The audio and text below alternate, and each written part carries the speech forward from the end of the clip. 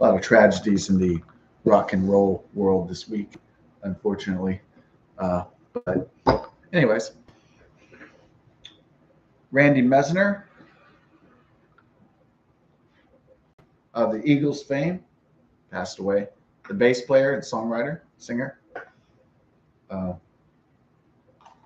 so probably not as well known or outspoken as the other band members in the Eagles, especially here in Texas, because Randy Meisner was from New England, and I believe is Don Henley from Texas. So in Texas down here, we may not tend to know Randy Meisner as much as we did Don Henley. I believe he went to Denton, the College of Music up there at University of North Texas. So I don't want to quote me on that, but let's see. Look at Don Henley's biography. Is he from Texas? Okay, Gilmer, Texas. All right. So I probably went to. Okay, so he is from Texas. So that's why we would know him down here in the South a lot more, or especially if you're from Texas. So tend to not really know those Delaware cats or those Rhode Island cats, or in the case of the president, the Delaware cats all that much. We just think they're just kind of weird Northeastern people is really what we think of them, honestly.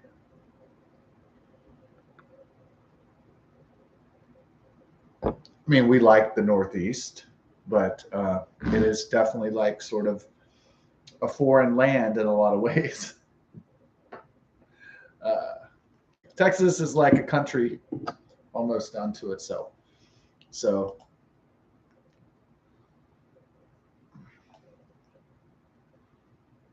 yes, Irish, English, and Scottish ancestry. Oh, okay. So he went to the Stephen F. Austin State University in Nacogdoches, Texas. Then he attended North Texas State University in Denton, Texas. Oh, you've done your homework. I'm proud of you. I'm proud of myself doing my homework. Okay, great. So he's just about as Texan as you can get, and I mean he's living the Texas experience. Grew up in a small Texas town. Went to Stephen F. Austin University in Nacogdoches. Went to Denton University of North Texas. So music training. So that's like, yeah, that's about as Texan. Only thing more Texan that you can do is like go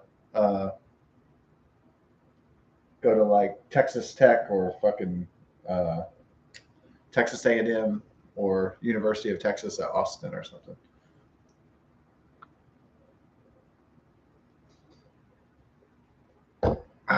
Can't really get more beautifully Texan than that. Let me see here. Eagles, they only made what was it? Yeah, 7 studio albums. What were they known for? They were the backing band of Linda Ronstadt. She was this beautiful woman, this amazing singer from I don't know if she was in the late 60s, but definitely by the 70s. She was going. And the Eagles were her backing band. I remember this guy was a big Eagles nut that I worked with. I was like 35 and he was like 62 or something. He'd always want to come and give me Eagles facts. That was his thing. I think he might have had a stroke or something, but he was really enjoying reminiscing about his like glory days and talking about the Eagles. And he was having a good time going up to the younger people, especially if he knew that you were into music. Then he'd bring up the Eagles, and then probably he'd be like, "Well, you're into music, but you don't know who the fucking Eagles are." He might have been like, I know it's an older band, and they had their heyday in the 1970s, but still. And maybe he understood, that that people enjoy different styles in music, and they don't just like classic rock or country. They say the Eagles were known for bringing country rock into the musical lexicon pantheon, and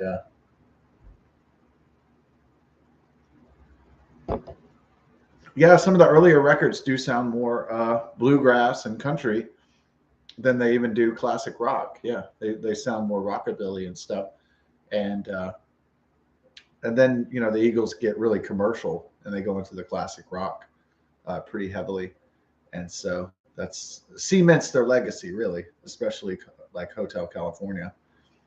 And but I'm not an Eagles expert, but it was funny because Sean would come over and he'd say, "Hey, you know that I think I already did follow Linda Ronstadt and the Eagles, so I already knew that the backing band to Linda Ronstadt was at first the Eagles, and so but he would give me uh, he would like try to give me these facts like I didn't know them already, and I'd be like, "Oh, really? That's interesting." Just to entertain Sean because he was an old man and needed the excitement. He needed that support. He didn't want to be like where he was an old man at a grocery store and there was just a whole bunch of 20-year-olds and they all didn't pay attention to him and they didn't give a shit about him. And he needed somebody to talk to that understood the glory of classic rock and roll music, right?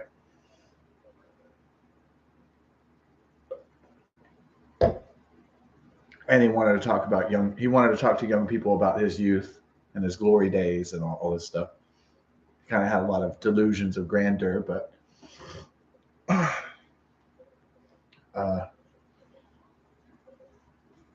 yeah.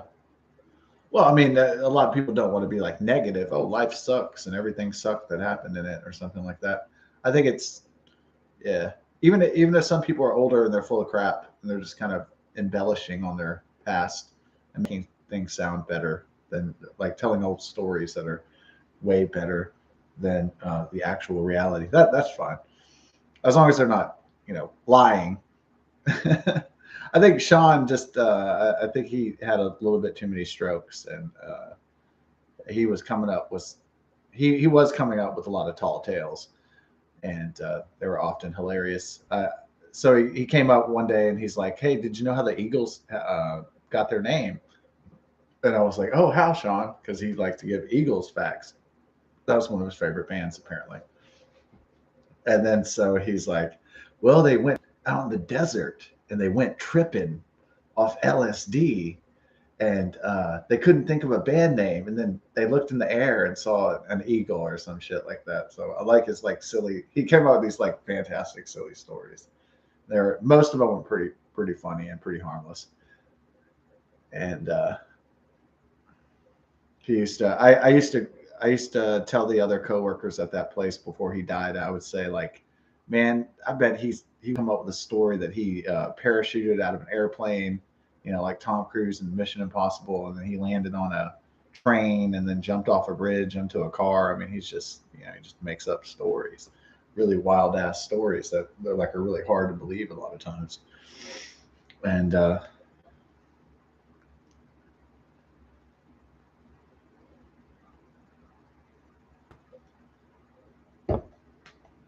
that was Sean.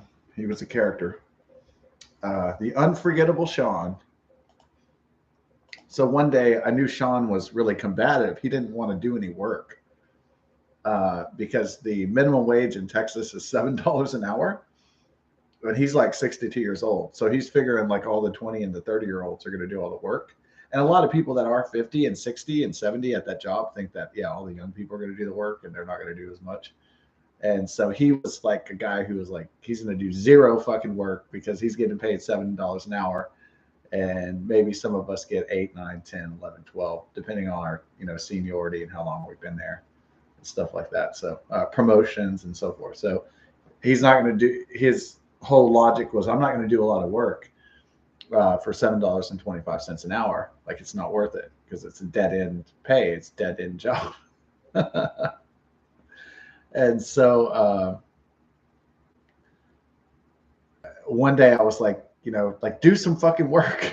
It's like, you're getting paid.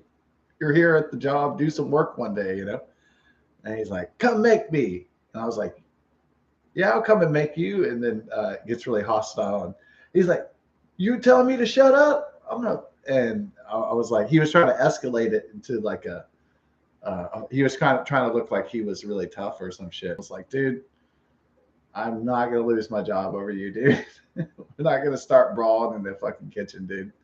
Like, so I just I de-escalated the situation, not because I'm scared of him, not because I couldn't have whooped the old man's ass. It's just I was like, dude, just calm down. Like, I know you don't want to do any work, but I'm not gonna do your work fucking for you, though. You know what I'm saying? That job blew ass. Oh man, most of the time. You know, the best thing about being a chef in the cafes and working at the grocery stores is just seeing hot ass. Thing about if you see hot ass, if you see hot, really attractive women, it doesn't mean you can afford them. It's just if you're in the grocery store, you see them a lot. It doesn't mean you can buy them. It doesn't mean you can get them. It just means that you can see them, which is, you know, better than being in prison, right? So occasionally I would just be like the bullshit with the coworkers and the management and the whole fucking circus of it, and just retail hell in general. The way I could rationalize it on some days is that there would just be this beautiful, like 28-year-old redhead with big tits and like a nice ass and like in blue jeans and just looking fucking fine and sweet. And then I would just like go daydream and then put up the cheese and just be like, yeah, this is what it's all about. Like, this is the only reason that you would even get a job here. Like, it's definitely not the pay. It's definitely not the benefits. It's definitely not the corporation. It's definitely not the culture. It's definitely not anything else, you know, except just sometimes you see some beautiful ass women. And is it enough to stay there for a long time? No, not really. I think a retail job usually I only can tolerate it for about 4 to 5 years, and then I either get burnt out or I get angry or I get like petulant, and I start to get bored, and I get frustrated. You know, just because it gets so routine and monotonous that it gets far too boring, and or I'm just burned out. I'm just bled out from it. It's too much BS. Or you have like really like actually what the worst thing is, like if they hire a bunch of stupid people. So if you work a job like in retail where they just fill anybody in there, and they'll anybody who's like stupid, that's just a monkey that can push a lever, they'll hire. And a lot of times that just really rubs me the wrong way because not because the company doesn't need the people. It's just like you have to work with like a bunch of stupid idiots all the time, and it's a really draining feeling. And I know you can't always have a perfect crew, but things are really you really want to keep your job when you like the people that you work with. That is like a big incentive. So when you like your team, it's easier to go to work every day and really mean it and enjoy it. But if you have a crew that sucks and is dumb as hell, and they drag you down, and they don't want to participate, and they don't want to work, and they don't want to do shit, and they just do half-ass minimal, it's a huge drain. And that's what that bummed me out towards the end of that. I probably would have stayed at my job, my previous job. It's just the idiots that they hired, like at the end, it was too much for me.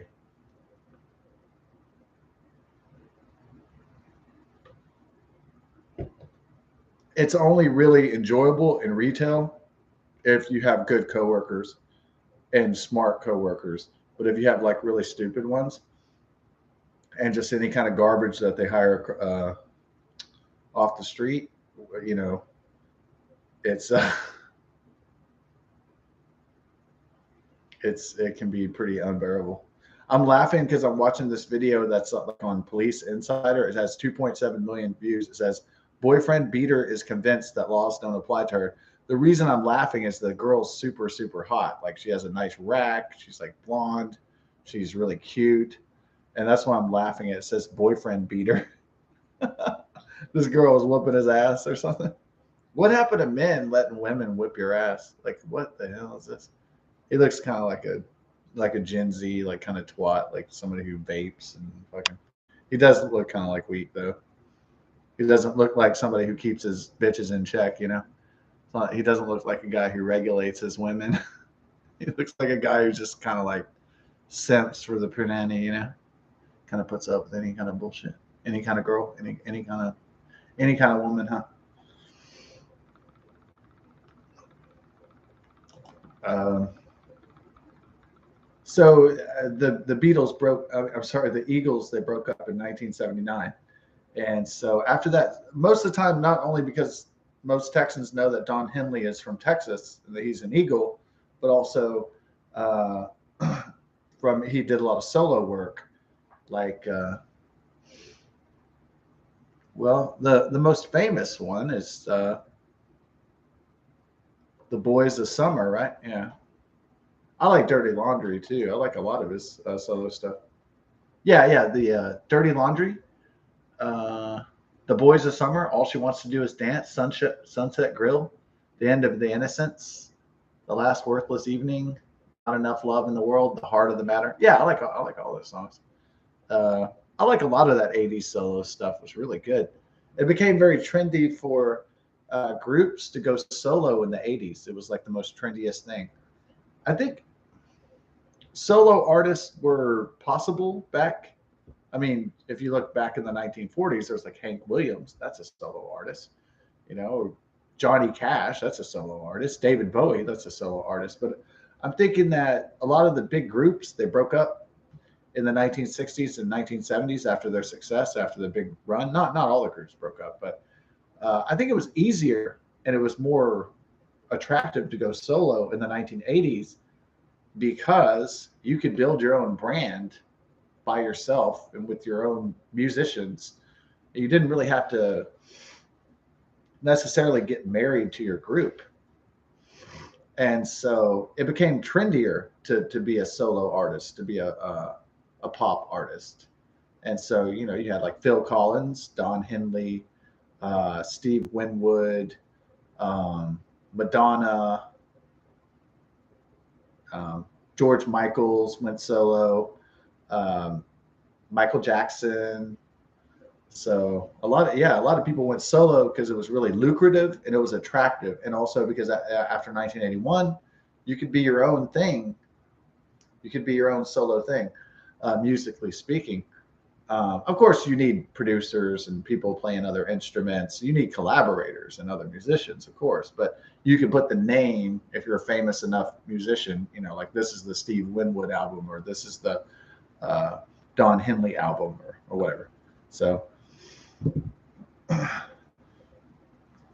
yeah, I used to enjoy. I remember hearing like Sunset Grill when I was a little kid.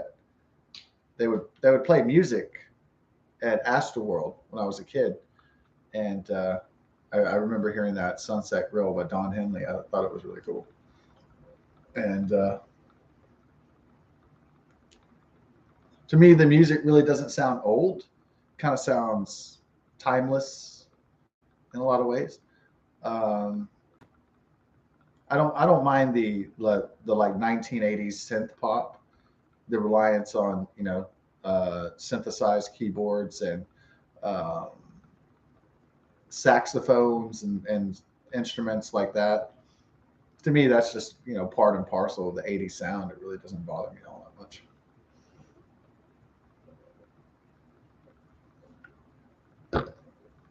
I would prefer real instruments and real people singing rather than um, this auto tune bullshit. Or now it is fascinating to experiment with new musical technology, like maybe even artificial intelligence, and have artificial intelligence help you write songs or something like that. And using it as a template to create new things.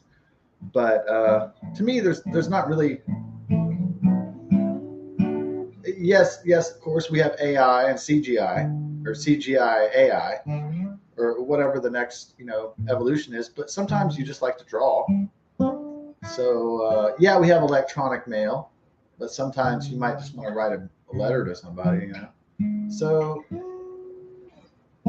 I do think there's some ways of communicating or creating art, which are they're just as good as it's ever going to get. And I don't like auto tune. It sounds like garbage. It's just like that Travis Scott, Jacques Bermond, Webster the second shit. He's just like the auto tune. It's terrible. That shit. I mean, now I know there's going to be tons of untalented people that want to make millions of dollars in the music industry, and they don't want to have to work for it at all. And so they'll use artificial intelligence and they'll use programs and robots to do their fucking music for them. And yeah, they'll probably be, big successes. And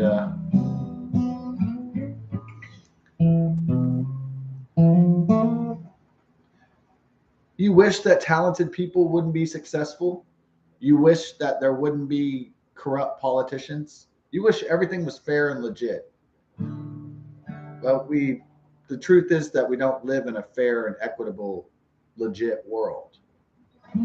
So people will cheat to get the money. People will cut corners.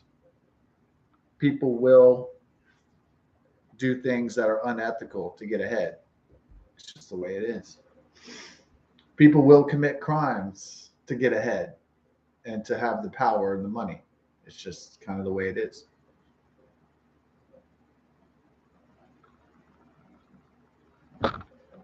And now it may not be the best of us.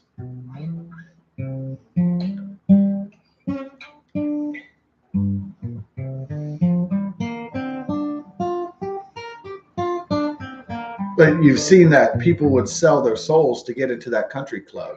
People would sell their souls to be with these elite people if they could. And, that's unfortunate, but that's just kind of the world we live in.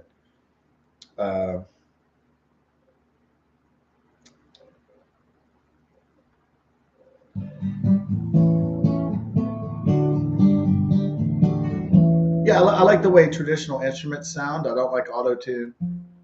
I find AI, artificial intelligence, musical generation, I think computer programs that help you make music or compose music, I think that's fine.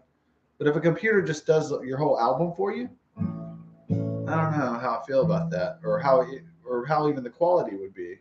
It would just be like, hey, I have this style of voice, and I like this kind of music. Can you write me, 10 tunes of that? 10 I don't know, rock, pop tunes, and write the lyrics for me too. Show me what the chord changes are and stuff, and just write the whole thing for me. And the robot goes, okay, yes, sir. Do you like these? You could probably even ask for more, like, yeah, can you give me 40 songs? Sure, I'll get to work on that. Then you pick your favorite ones or something. I don't know. It's a kind of strange universe now with artificial intelligence. I do miss the day where people were, craftsmen and artists, and they really worked on their art and they put it together piece by piece and assembled it like a Boeing 747, bolt by bolt. I kind of miss that kind of thing. But I guess those days with technological evolution will be vanishing. That old school kind of, craftsman, that old school kind of, hands-on kind of stuff. Unfortunately, yeah, I know the writing and the acting and the musician world is going nuts now. They don't know what to do with artificial intelligence. They're like, oh God, our whole livelihoods are gone. And they're not exactly gone yet, but it is concerning for many artistic, creative people. Like, what if all the doors close and we can't open them again? That's a genuine concern.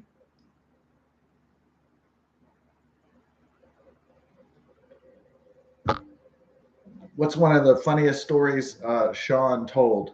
Sean had a few strokes. That's why I think he was acting outrageously macho and stuff. I don't know. I didn't know him pre the strokes, So I didn't know what his personality was like before he got sick. So I just knew what his personality was after. And it was really gregarious. It was really obnoxious. Uh, every single story in Tall Tale, it would be about dominating other males, being the alpha dog. It would always be about sexual or financial conquest or something, and kicking dudes' asses. It's basically like he's telling me like stories like he's James Bond or something. Like he just kicks dudes' asses, fucks women, and fucking makes money or something. That's his fairy tale. That he would. I guess that's like some kind of male fairy tale, some kind of macho fairy tale. So it's either sexual, fight conquest, or financial conquest. It's just like all his tall tales were like conquest, whatever the prize may have been, whether it was women or money or kicking a dude's ass or whatever. It's all his stories were the same bullshit. His funniest story was this is one of my favorites. He said, I knew this girl in San Francisco. And he said, they called her the San Francisco treat. And I was like, okay, this sounds like a BS story already. But go ahead. If you can stomach the fact that he said there he was seeing a girl and they called her the San Francisco treat in San Francisco. If you get past that bullshit part, you can finish the rest. And then so he was like, man, I went to Venice Beach and I really like surfing or whatever. It's like he's out in California or some bullshit. And then he says, yeah, I came back from the beach and she said, hey, the San Francisco treat girl. She says, I'll sleep with you if you take a shower. So this is what he told me. He said, so I ran into the shower and I put on the water for a few minutes, and then he said he ran out butt naked, and he goes, surf's up. He goes, and then I said, surf's up, bitch. And he goes, ha ha ha ha ha. And I was like, dude, there's no way anybody believes your fucking story, dude. But the funnier stories were like where he was violent, like whooping some dude's ass or something. Those are even funnier stories. I can't remember them all. He told so many bullshit stories. Like it was just.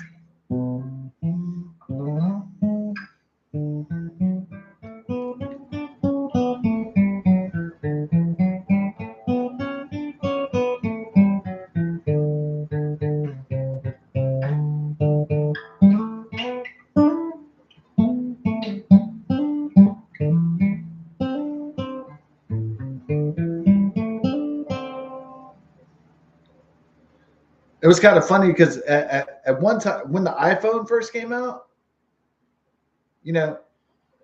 like people realized like you could look at porn on your computer phone. But the thing about it is, like, it was kind of funny. One day I was like, there was Brandon Wallace, and we were good friends. He was really cool because he was really like mellow and like, hey, dude, like he was always like really cool.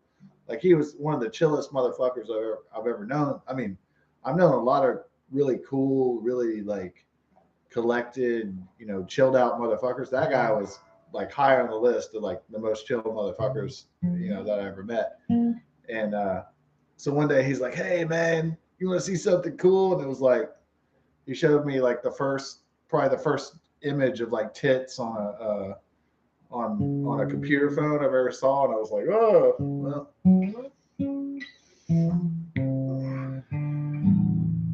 I just remember I thought that was funny one night. Like he's like, hey man, check this out, dude. And it was just like a big set of tits. I was like, oh, you can have tits on your phone. Interesting.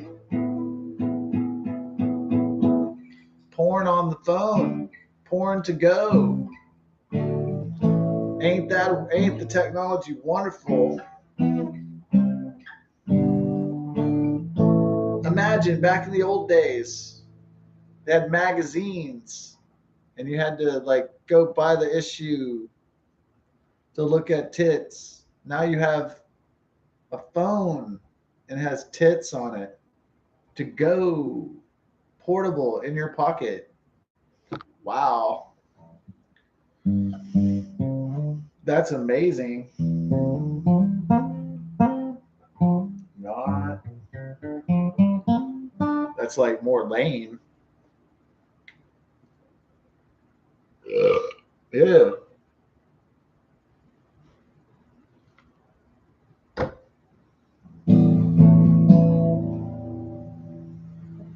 Rest in peace, Randy Meisner. Is it Meisner? It looks like Meisner, huh? Like Meisner. Meisner. What do you think that is? Sounds like it kind of like reminds me of like German. It's like Meisner. Yeah, it is like Meisner. It is like German. I bet you anything that's German. I'm not gonna look it up, find out. Just saying it sounds German.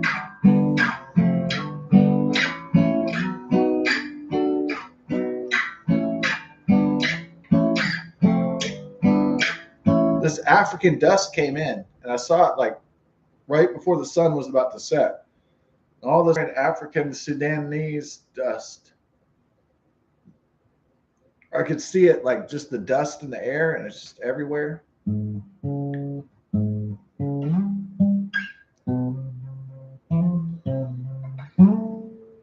Yeah, because it blotted out the moon.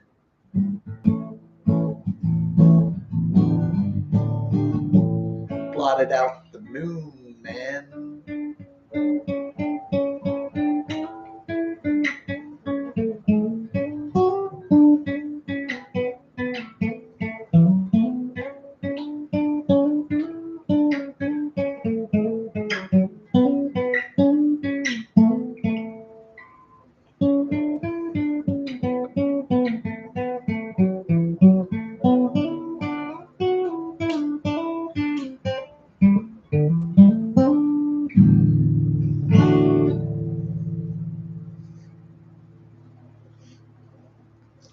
Yeah, my electric guitarist friend, he was telling me one time, he was like, "Oh, I want to see you play your guitar, see how good you got or not."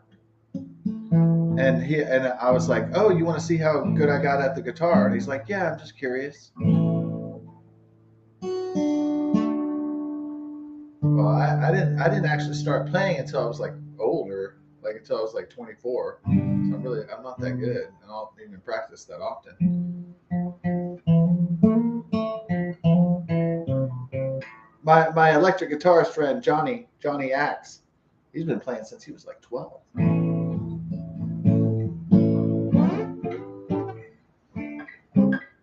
I just play for hobby fun.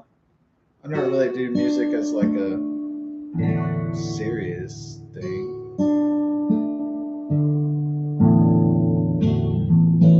It's fun to do stuff though. It's fun to draw. It's fun to paint. It's fun to sing.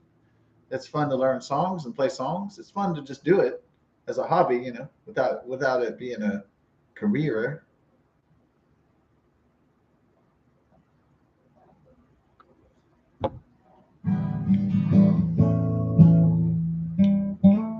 Art and creativity is definitely an interesting realm of human expression, desire, passion, emotion, design, form, blah, blah, blah.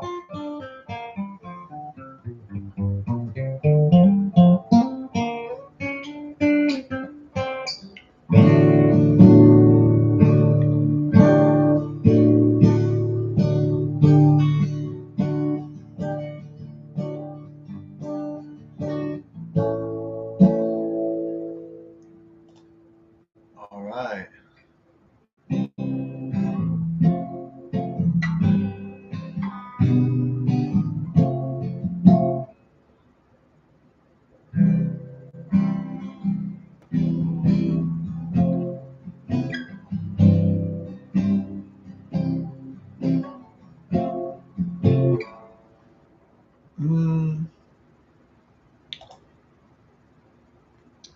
You want to do like see what the song sounds like first? Yeah. I forgot. Wait, can you remember though? So you don't have to get a copyright strike? Yeah.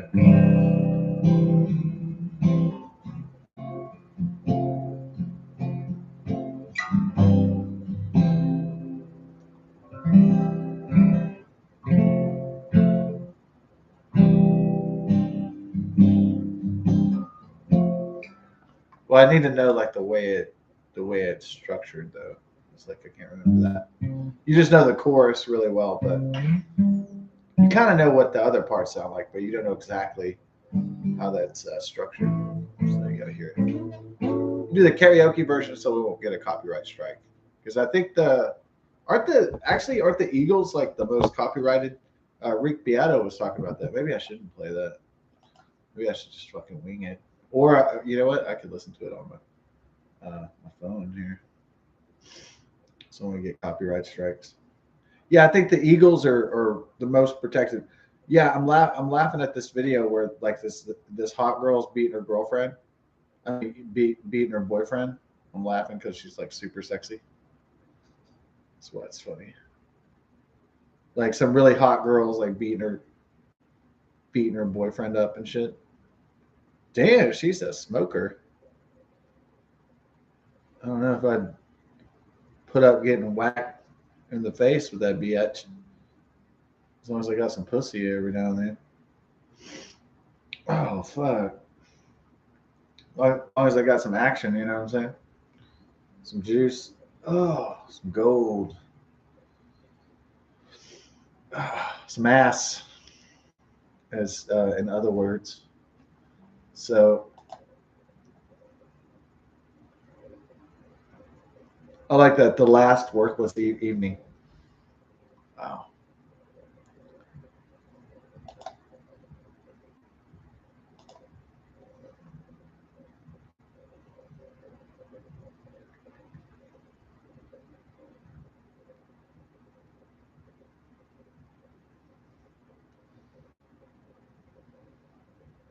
Signature seasoning, buttery flavor in every twist.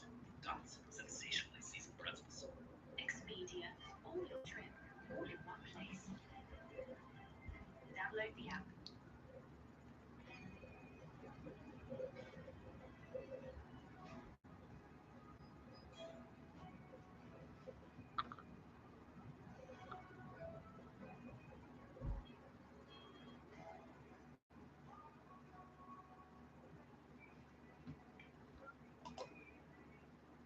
All right, so let's see how it goes.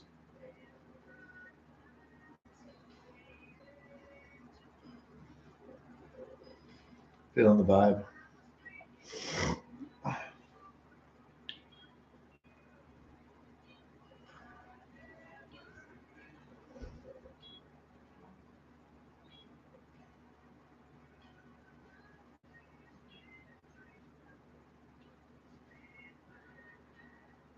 Oh, that's why it's really hard to do. Yeah, it's really hard to do that on guitar because you almost need a band to do the. I think you do the karaoke version. Yeah, you just want to sing. Yeah, because like the reason why the song is so good is because it has all the vocals, the backing vocals of the Eagles. So it's like all their voices together, like a choir. So that's why it's you require a choir for this song. You can't do it solo because it's just it doesn't sound right. So we'll do it on solo. I'm sorry, we'll do it on karaoke where we'll have the vocals already like pre-programmed and stuff.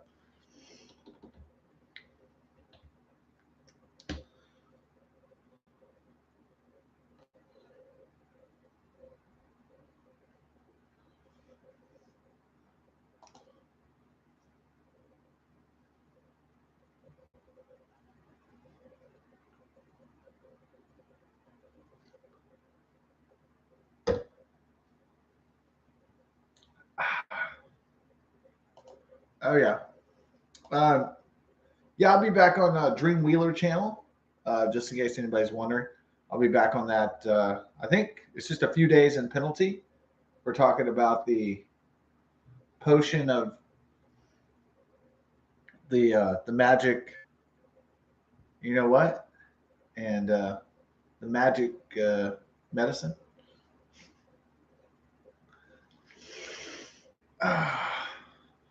So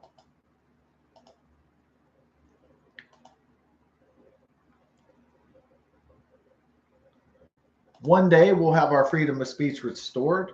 Right now, it's been hijacked by the federal government and by big tech oligarchic monopolies. But eventually, we'll have our constitutional freedoms restored. Not anytime soon, probably, but we'll probably have a constitution that's drafted for the internet, which makes it a free space, at least in this country, at least. So we'll get our full freedom of speech and freedom of rights back. Eventually, we'll get it from the wealthy, powerful elites that stole it from us, stole our God-given right and our constitutional Bill of Rights and freedoms. So, I mean, the only they didn't have to have a resistance because they didn't have to attack the U.S. Constitution and the Bill of Rights. They didn't have to create a resistance. All they had to do was just not become a tyranny. But since they've become a tyranny, well, then they've automatically created the resistance. So they create the enemies that they fear. They're the ones who started it. Well, we're going to be the ones who finish it, folks. So the fight for the freedom of expression and speech is not over, and it's never over, because there's always evil politicians and corporate oligarchs that try to strip it from us. There always will be these tyrants, and every single one must be fought and brought down.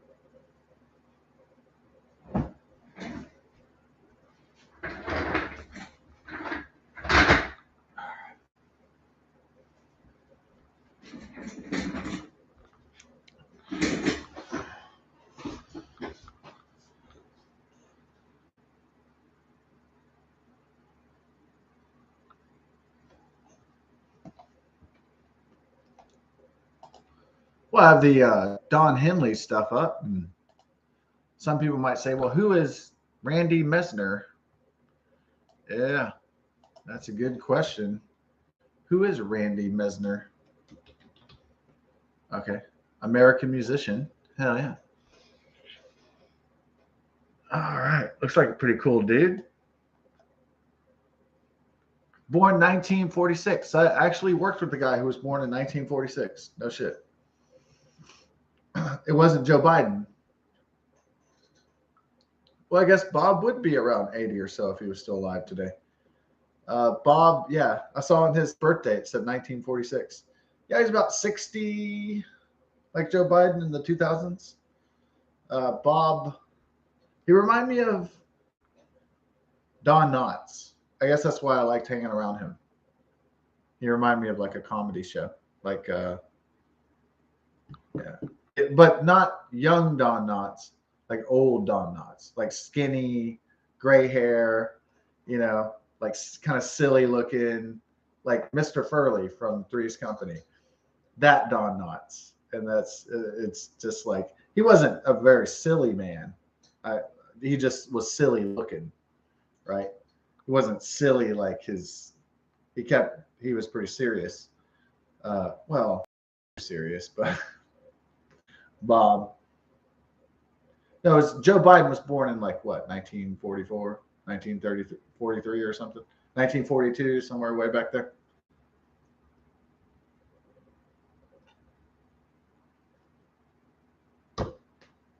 No, do the math. He was born in 1940 because I'm sorry, 1943. He's 80 years old now. 1943. Can you imagine if your birth year was made into an arcade? And so you go to the arcade when you were 40, played 1940, when you were 43 and played 1943, you'd be like, whoa, it's the year I was born, man. But it's like, it's a World War II game. So that's the only reason. It's not because they're like celebrating your birthday or anything. Oh.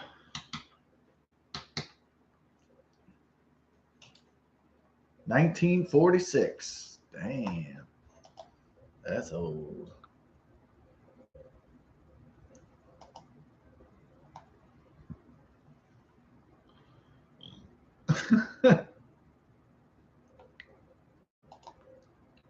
We ready to do it? Take it to the limit.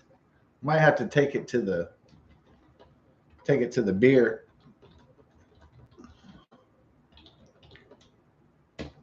We'll get the karaoke. Rick Beato was upset because he would play snippets of the Eagles, and Don Henley and the record companies would come after him very fiercely for playing. A lot of people, they just went along with Rick Beato. They said he's a musical expert. He's a musician. He was a music producer. A lot of the people, a lot of famous, wealthy, influential people in music, they just said, you know what, they got with it, A few were like, I'm too good for this, and they didn't get with it. So people like Sting, even though he's not a man that's known for, Gordon Sumner is not a man that's really known for humility. Okay. He humbled himself. And he got together and did the interview with Rick Beato and a lot of other famous musicians, uber famous musicians and talents and creative forces in popular music got together with him. For some reason, that never happened with the Eagles and Don Henley. For some reason, it wasn't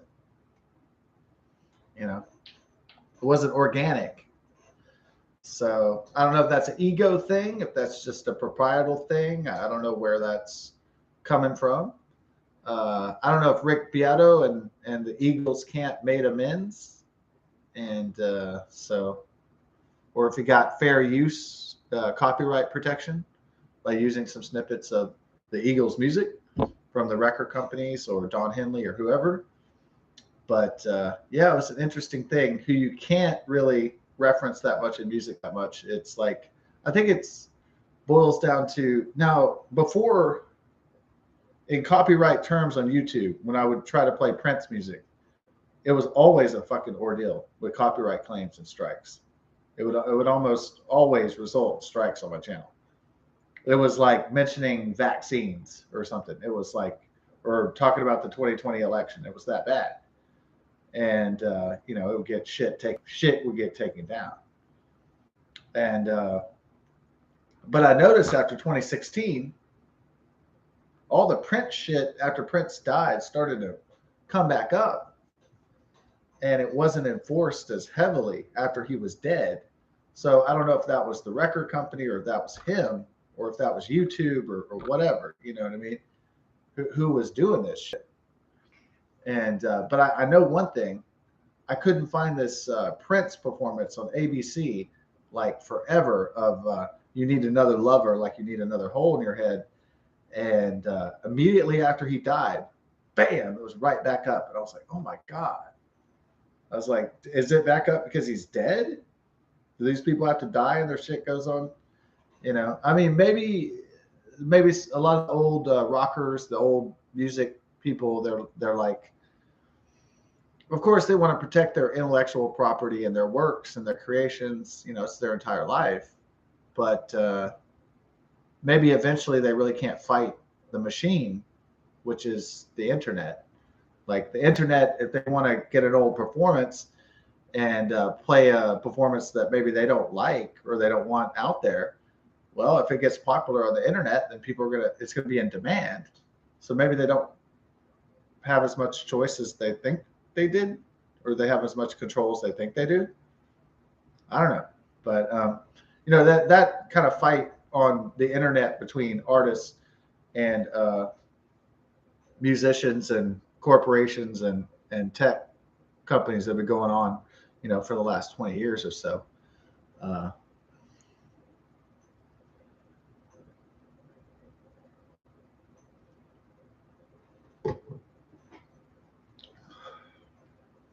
Now, did I ever feel bad about getting free music? Well, it was like in the days of CDs, I would go to Napster and Kazaa, and I'd burn the tunes, and people would be file sharing the tunes, and then I'd make like my own mixes and shit. So I still have a lot of CDs in there that I've made over the years that are just mixes of people's shit. I didn't pay shit. But on the other hand, if I know their music is really good, then I'll remember and I'll go to their show and I'll buy their t-shirts and I'll buy their DVDs. And then again, they don't get paid for every single thing, every single, you know, transaction, but eventually it's going to pay dividends if people like the artist enough and they go see the shows and they buy the merchandise and they buy the CDs and they buy the DVDs, and they go see the movies and they go see the concerts and all this shit. All this shit's going to add up. They buy the t-shirts, they buy the fucking, you know, extra vinyl. Eventually it's going to even out, you know? So yeah, I might've ripped off some Cars music, or, you know, I might've ripped off some David Bowie songs and without directly paying him, but think of how many David Bowie albums I bought though, how many shows I went to, how many shirts I bought and DVDs and stuff like that. So, you know, I think it evens out. And it's kind of like, I don't know, they do the thing at the grocery store where it's like they give you a sample, or, yeah, sure. A lot of times people just walk around the mall and they go to the food court, they just eat the samples and they don't pay for anything and they never buy. But you know what? If the chicken sample is really good at the Asian chicken place, the guy might say, man, I'm hungry today. I think I'm gonna go to the Asian chicken place. So it's kind of like planting the seeds. You get a little taste of it. And you're like, hey, that's really good. That's quality shit. I should probably, if I get some money, you know, pour some money towards that. So, it was funny because we did have a lot of samples at like the grocery stores that I worked at. One guy I knew, he never paid for shit. He never bought shit. He would just come in to the grocery store and he'd go, oh, could I have a sample of the soup? Yeah, I want to try it. And it was like everyday kind of thing. I think he was grifting on the fucking grocery store. And I don't know, did his food costs go down? Was he really saving that much money? I don't know. I guess maybe he thought he was super clever or something, but it was like, I never saw him with a basket of shit. I never saw him with one basket. I think he was going into all the grocery stores and he was just eating the free samples. He wasn't buying any groceries. So that's what I think he was doing. Okay. This is one fucking dude. But he said he was an actor, so maybe he was a starving artist, but it was kind of hilarious. Who knows? Maybe he was in more dire straits than we thought. You know, maybe he really needed to go grift at the grocery. But it was very amusing to me to think of a guy who didn't buy groceries at all very much. And he would just go take the free samples from H-E-B or Kroger's or whatever, from Whole Foods, and just fucking take the free samples. And then That's hilarious. Yeah. So the idea behind the free samples is that not that people are going to come try to eat lunch every day for free.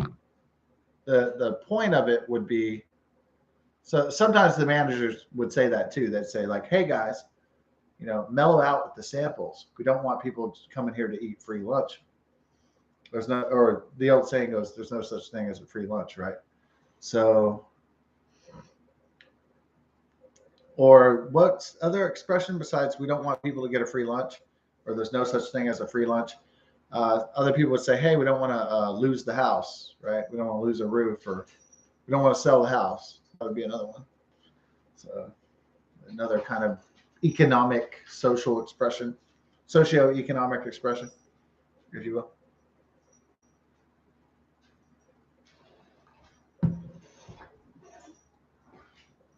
Hey, Luna. You get enough? Yeah. Ooh. Turn on that light. You look very pretty, look. Yeah. Ooh,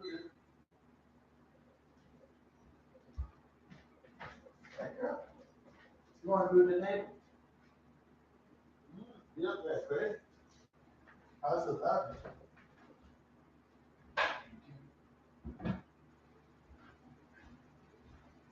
I love you. Yeah.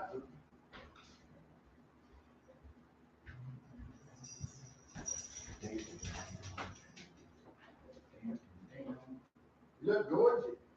I love you.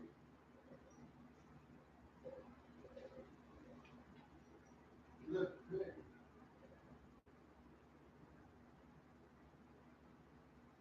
You look gorgeous. You understand?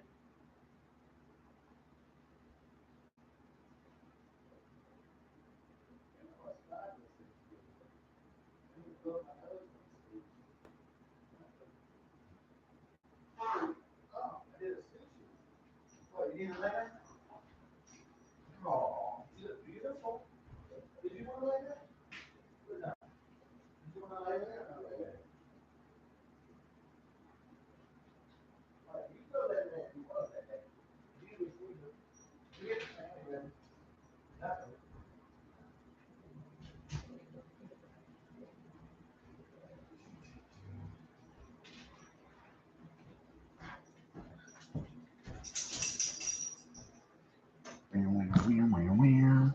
Checking on my doggy here. Yeah. Gonna pour my Brucey.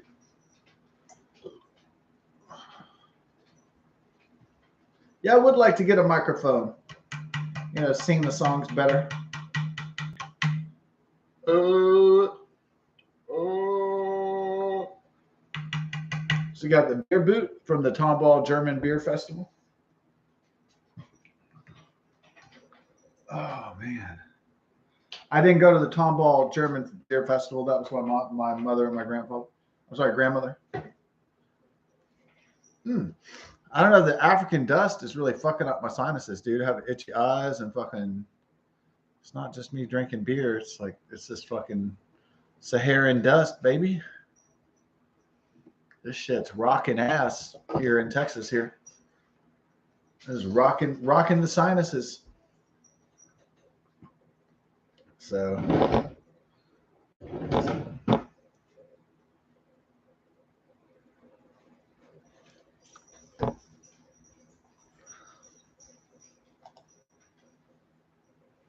Randall Herman Meisner. He's a founding member of the Eagles. Scotts Bluff, New England. Let's do it. Karaoke version. Glenn Fry, Don Henley, and Randy Meisner.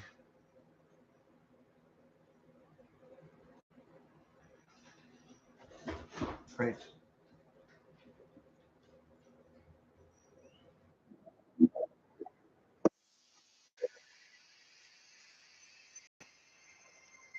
Let's see if this is a good version of it.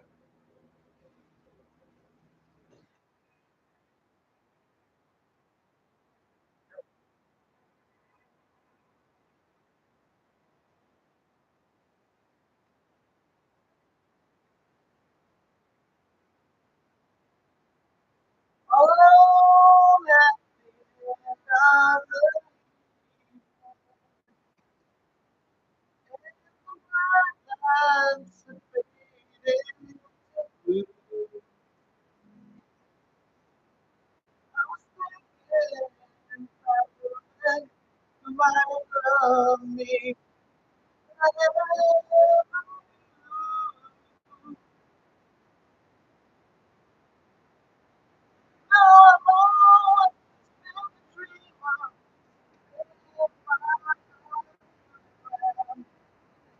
It's so hard to change. Can't see now. But dreams I've seen lately keep on turning out. Keep on turning out. I don't know, it doesn't really sound like it. I try to find something with more like vocabular. I messed up the tone of it actually. I was singing out of key. It's hard to sing with African dust and allergies. It really is.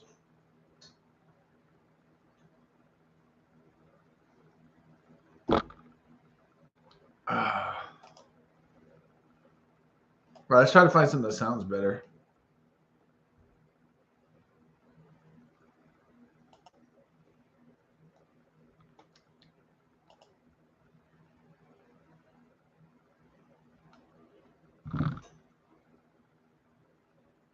Rest in peace, Randy Meisner. Sorry if I can't sing.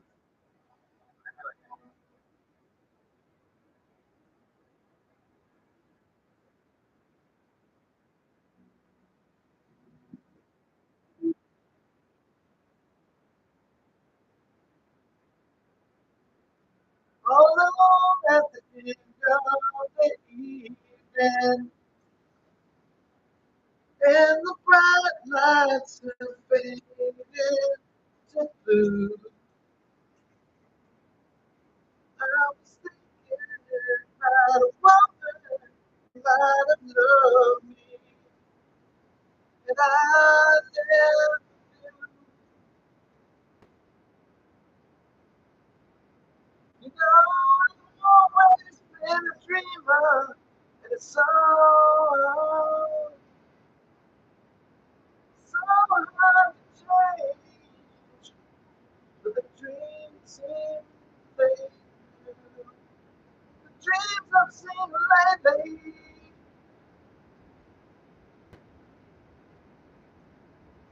keep on turning out, burning up, turning out the same.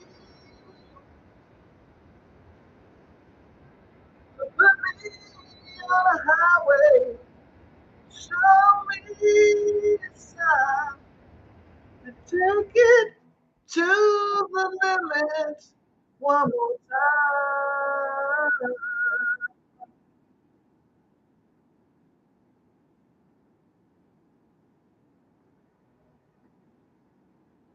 That's a little better. You can spend all your time making money.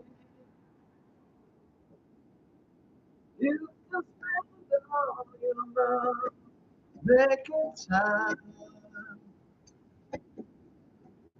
If it all fits pieces tomorrow, would you still be my love?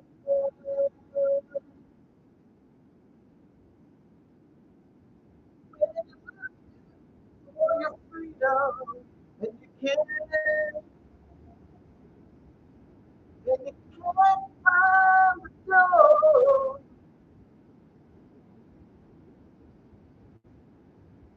But there's nothing to believe in.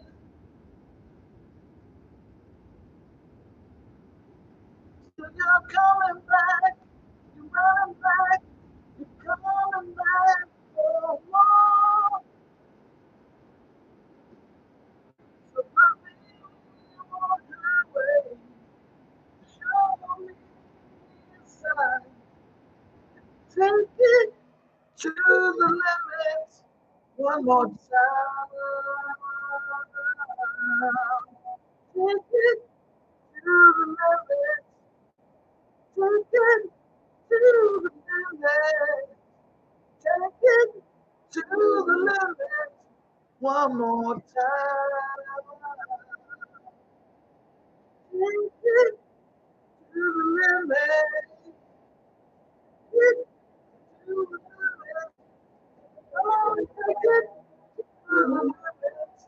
One more time. One more time. Take it to the limit. Take it to the limit. Gonna take it to the limit. One more time. Take it to the limit. Take it to the limit. Gonna take it to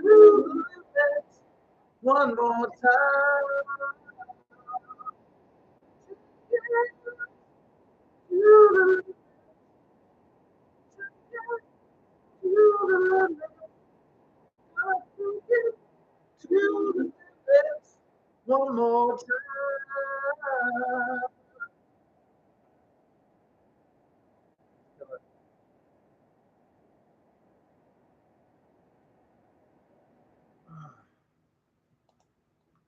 Rest in peace, Randy. Oh man, yeah, that had a lot of falsetto in it, so it's kind of harder. The deeper your voice gets, it's like harder to do those falsetto things. And I actually like falsetto, but it's hard to sing like fucking Freddie Mercury all the time.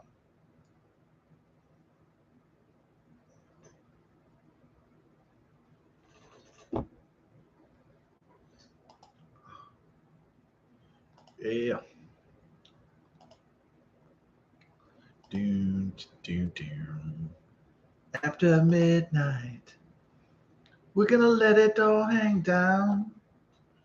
Love that one. Oh yeah, that's a good one. You want to play that? You want to sing that one? What's After Midnight? You want to play After Midnight? Oh yeah, you like Eric Clapton. It's I'd say Eric Clapton. I know some people call him Eric Clapton. I think he's actually, you know, that Cream shit was genius. The Cream was genius. That was like blues with fucking psychedelic acid rock. I mean, that was fucking brilliant. It really was. It was like old blues songs with fucking classic rock and with Englishmen classic rock. I mean, really, Cream set the stage for future bands. They really did. I mean, besides the Beatles and stuff, the Cream, if Cream had stayed together, I mean, the legendary shit that could have been out of that. It's too bad, the personalities in that group were too volatile to stay together. But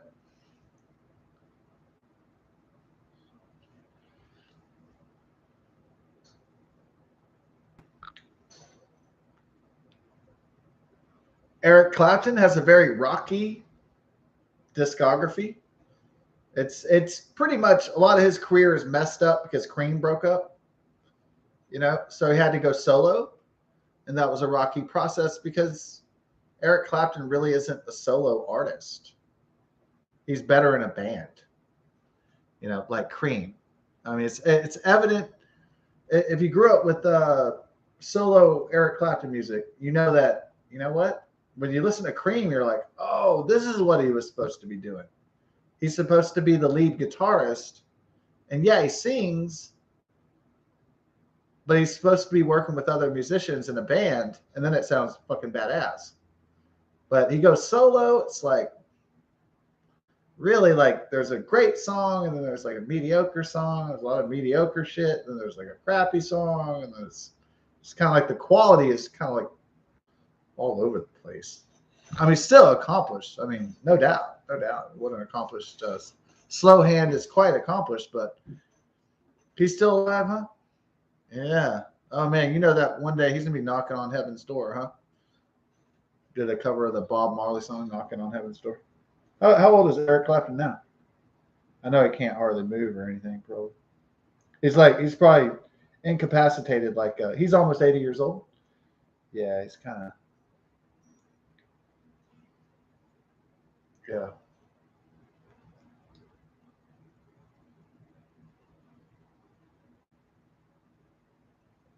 Yeah, that'll be a watershed day when Eric Clapton passes away. Uh, unfortunately, well, he's 78 years old, so it's not many more. What are older people like doing that Evening Star, that Jack Nicholson thing? Jack Nicholson, he does the Reaper thing where he goes, there's not that many shopping days left till Christmas.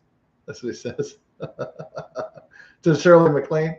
Yeah. So if my parents are trying to get me motivated to do something with my life or whatever, they always say, or if somebody dies or gets sick, they go, there's not that many shopping days left till Christmas. That's I love it. That's a funny expression. The For age, they use two expressions. Normally in English, it's there's not many shopping days left till Christmas, or they say, you ain't no spring chicken. That's really old. That's like from like the fucking Joe Biden. That's like from the 40s or something. That's like that might even be pre 1900. That might even be pre 20th century fucking jargon. Really, to be honest.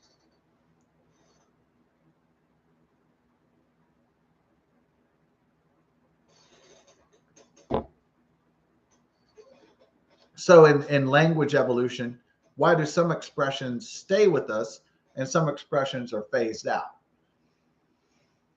Well, it depends on the usefulness of the lingo. So if the language is a utility, it's also a foundation for ideas and communication, but it is also a utility. So if you think about language that way, it's like an expression stays around because it's useful at that time. But when the expression becomes not useful, then it becomes antiquated. So, because society and technology and culture always changes, so do attitudes and politics and the whole rest of it. So, since that's always in an ever-changing process, that means the language may have its, roots, like music has its roots, but it always changes into something else. Even if and the things that survive are like foundational values and roots, and they're foundational concepts. So, like math may change, depending on like quantum physics and quantum computers, but the essential roots of math are never going to change. Kind of like the alphabets of the different languages of the world, and the syntax is not really going to change all that much. Just the cultural zeitgeist around it will evolve and change, and the technology itself. So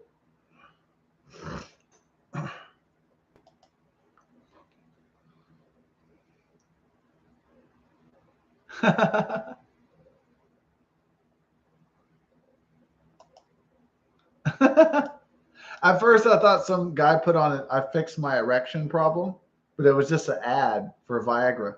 What have I gotten so old they started to send me boner stuff? I don't really have a problem with boners. I probably have an anti-boner problem. And I don't really have erection issues. I don't know about that. Okay. No, I mean you could see the horror. I mean, if you live long enough and you're a guy, one day your dick is not going to be under your control. One day you can't. One day your bowels won't even be. You'll be just crapping your pants. So one day, if you get old enough, shit's going to break down. Because we're mortal and all that stuff. So one day the shit ain't going to work. You're like, oh fuck. I mean, that's probably going to be a horrible day. It's like pissing blood. It's not a good feeling, or coughing up blood for that matter. It's just not good experiences, right? I mean, fine. Used to since puberty, you got a boner, you got a pretty huge, big ass dick erection, and then one day it's like goes. Beep. It's got to be that's a terrible day to live to see, right? So imagine one day you can't even take a dump. I mean, you just shit your pants like a little kid, like a little baby or something. Fuck that. You know what I'm saying? That's bullshit.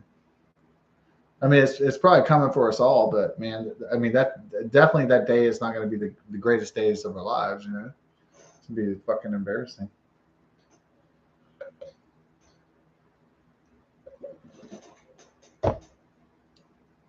The Clapton, yeah. How do I feel about Clapton? I don't hold him in the highest regard. I think he was. I think the. I think if you want to really appreciate Eric Clapton, listen to Cream. Whatever they did, what, one or two records? Listen to those first two records, and you'll be like, now we get it. And then, yeah, the solo stuff, it's well produced. It's well refined. It's good. It's good, like adult contemporary pop, but it's, I don't know. Cream is where you'll be like, oh, this shit is awesome. Yeah, that's where you'll be in a. It's like psychedelic blues, psychedelic rock and roll blues, and it's like psychedelic rock and roll space blues or something. It's really like phenomenal, really.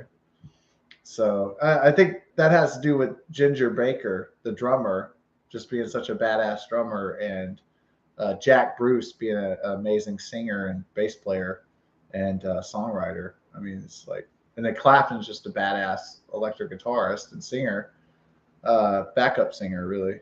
And so it's just all those. It's like basically Cream is like the first Police, except without written before reggae. So Police just basically took the Cream idea, and then they just added reggae and white black music into it, and then they just made it their own thing. But um,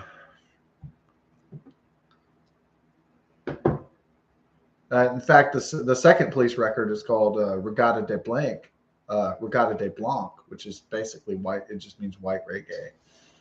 So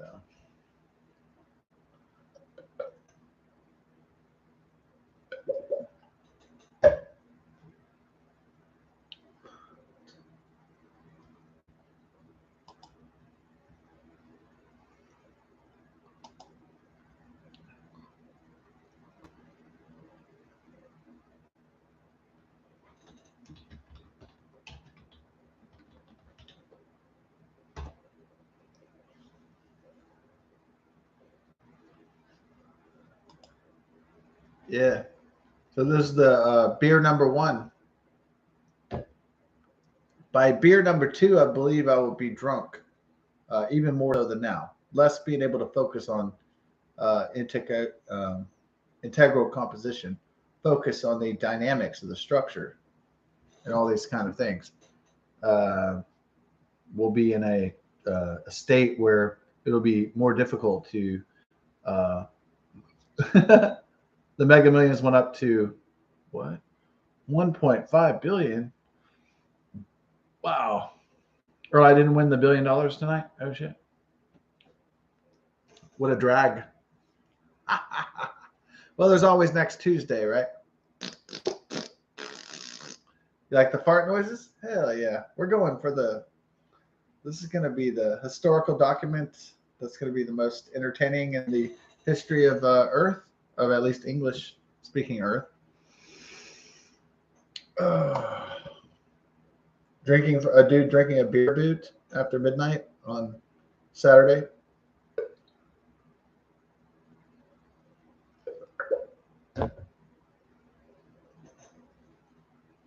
Yeah, is there anything you missed really about the old world? You knew when every time that things would happen.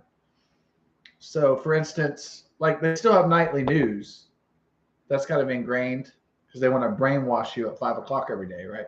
After you, after they presume that you went to work to pay taxes so you can go kill Russians or kill Vietnamese people or whatever the war may be.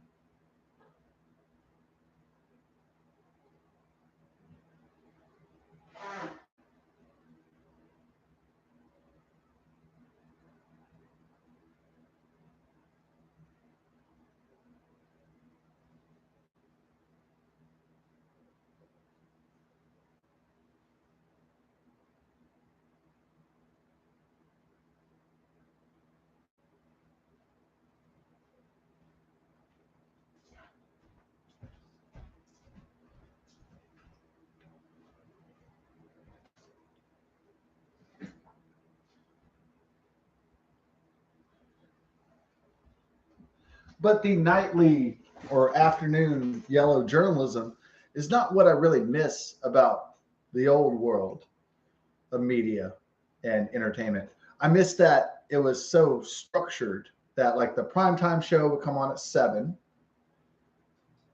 The news, the prime news would come on at 5 or 5:30 like it does now, but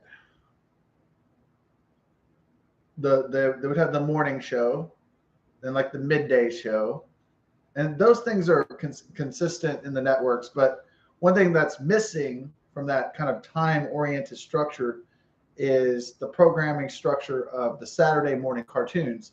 Because now we live in an age where you can basically say, I want to watch cartoons. You can watch cartoons anytime. So you can watch cartoons at 3 in the morning, 4 in the morning, 6 in the morning,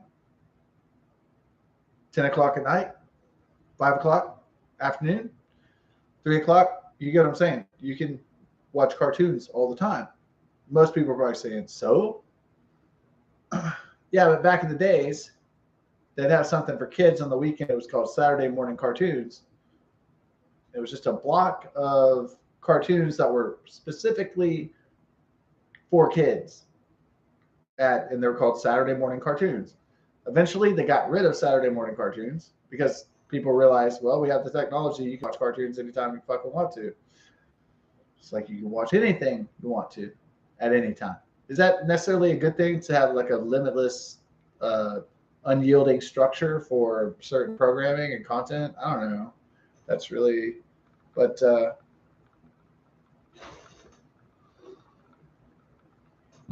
yeah. What's the first show you binged?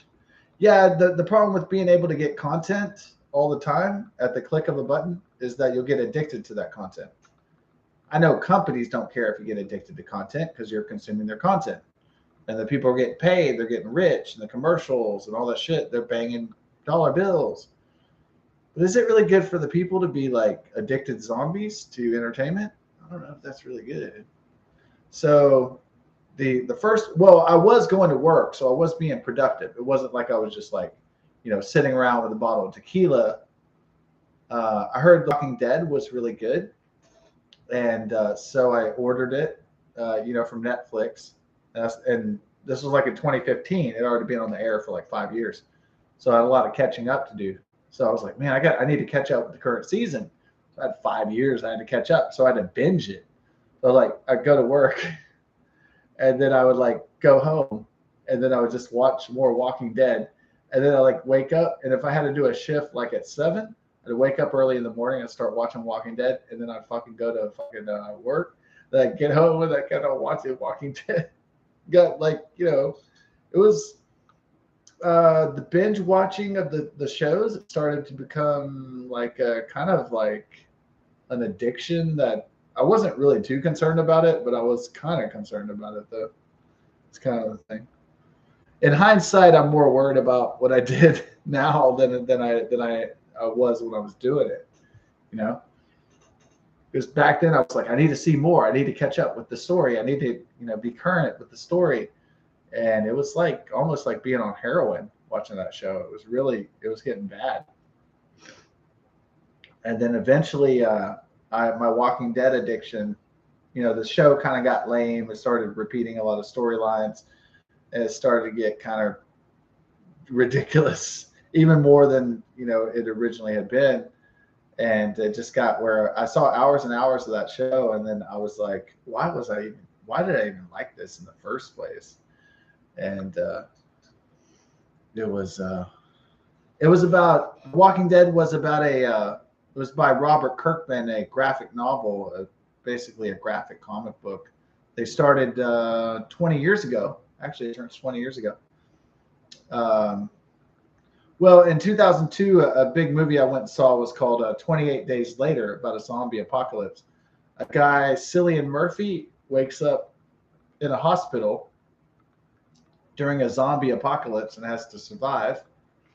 Robert Kirkman's idea was Rick Grimes is a Georgia policeman who wakes up in a hospital after a zombie apocalypse, strangely enough, the next year. So he obviously ripped that shit off. It's fine. He didn't get sued by 28 Days Later. Or he changed the names of the characters. You can't. I don't think you could sue people for a plot device. So if I make a movie where a guy wakes up in a coma during a zombie apocalypse, I don't think that AMC and The Walking Dead and 28 Days Later and all the corporations can. It would be like, you have like Vietnam scenarios. So there's like a Vietnam movie about injustices that happen in Vietnam. So you make Platoon and then you make Apocalypse Now. It's not like they could sue each other for like using the same like sort of setup plot device, because they have different characters and different things are going on and so on. So I don't think, yeah, even though that plot device was totally stolen from 28 Days Later.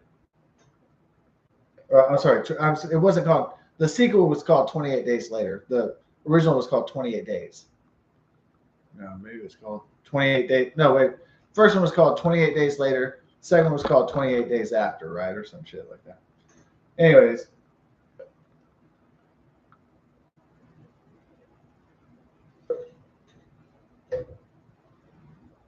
A guy wakes up after a coma. He's in a hospital. There's no electricity. And the world is on to shit.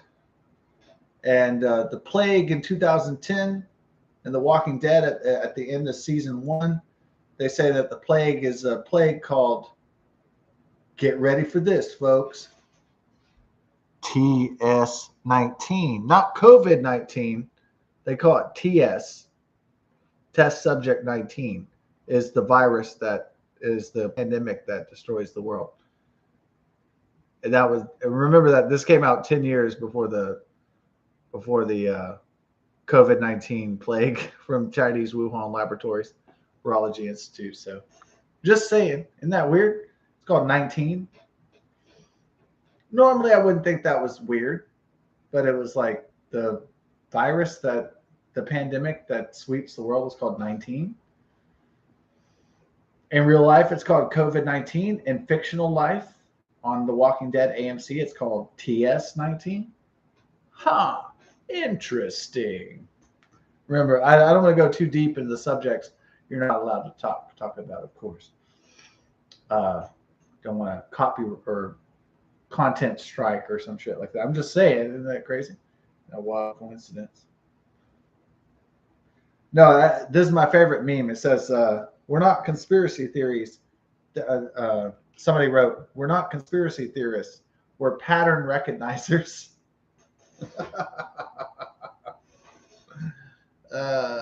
Yeah, pattern recognizers.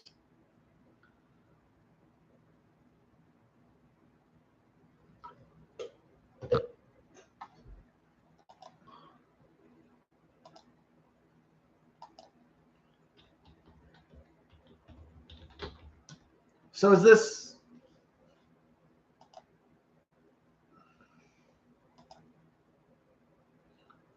Yeah.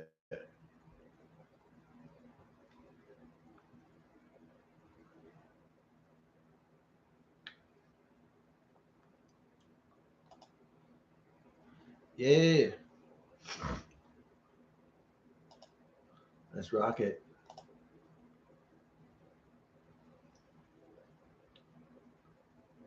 Damn.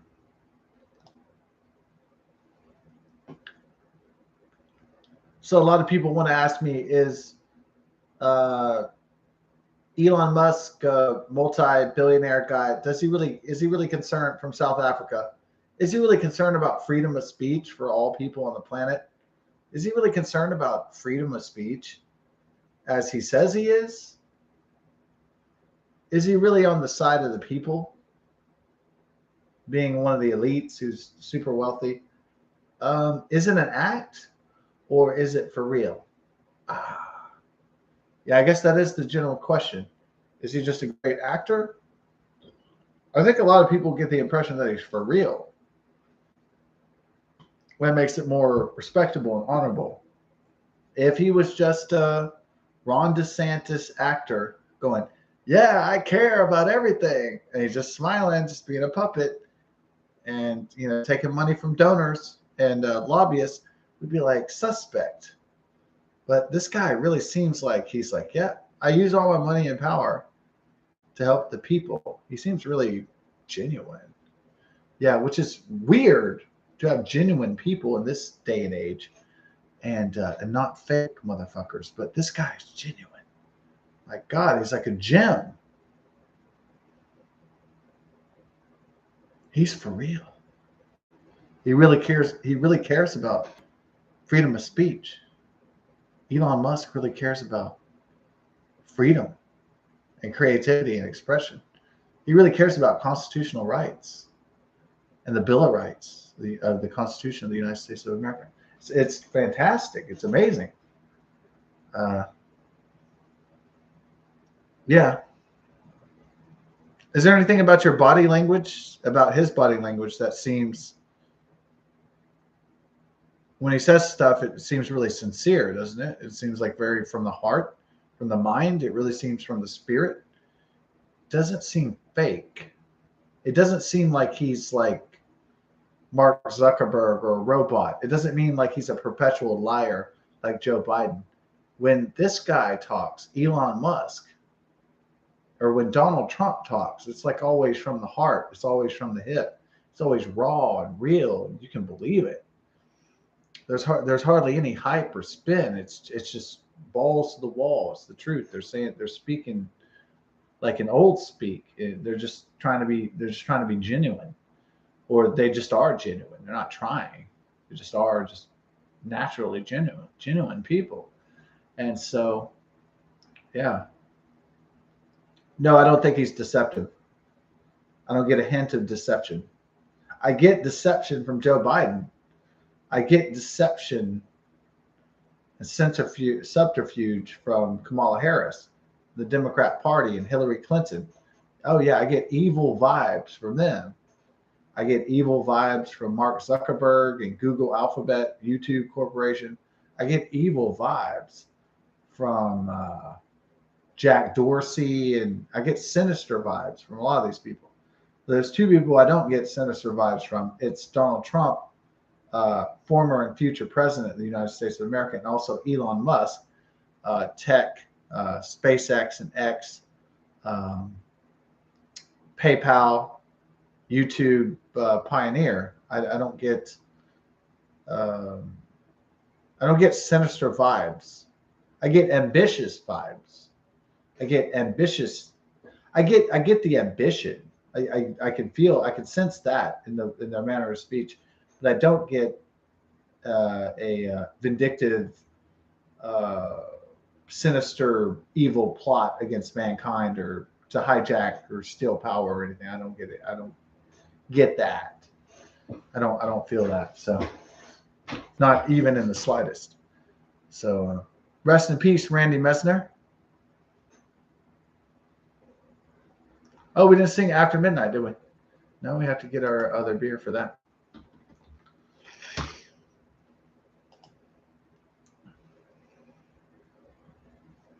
So I don't know, some people got on here, and one guy said he was 11 years old, and I put my content not for kids. You must be hijacking your parents' stuff, hacking into your parents' stuff to hear about adult issues and so forth. And I really wish you kids wouldn't be doing that, because I specifically put my content to no kids. I don't say F. It's not like my whole show is NC-17 or rated XXX. My whole show is not cursing, but occasionally there will be adult curse. There will be adult topics. There will be adult language. And, I know a lot of kids were trying to break into my program, and I'm just telling you guys, I'm not cool with that, dude. You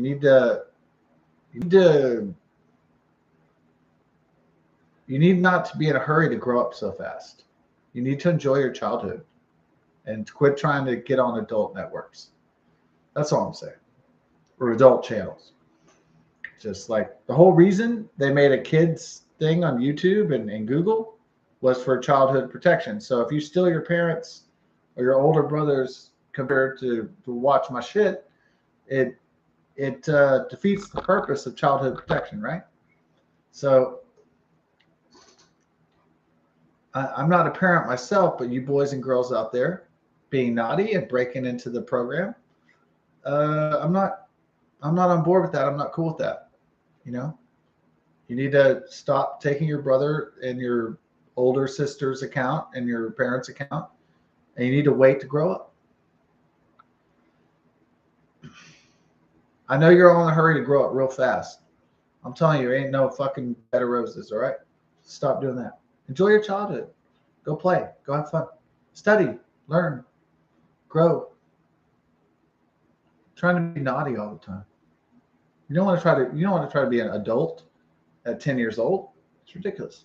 Enjoy your childhood. Even if you're 15, enjoy being young.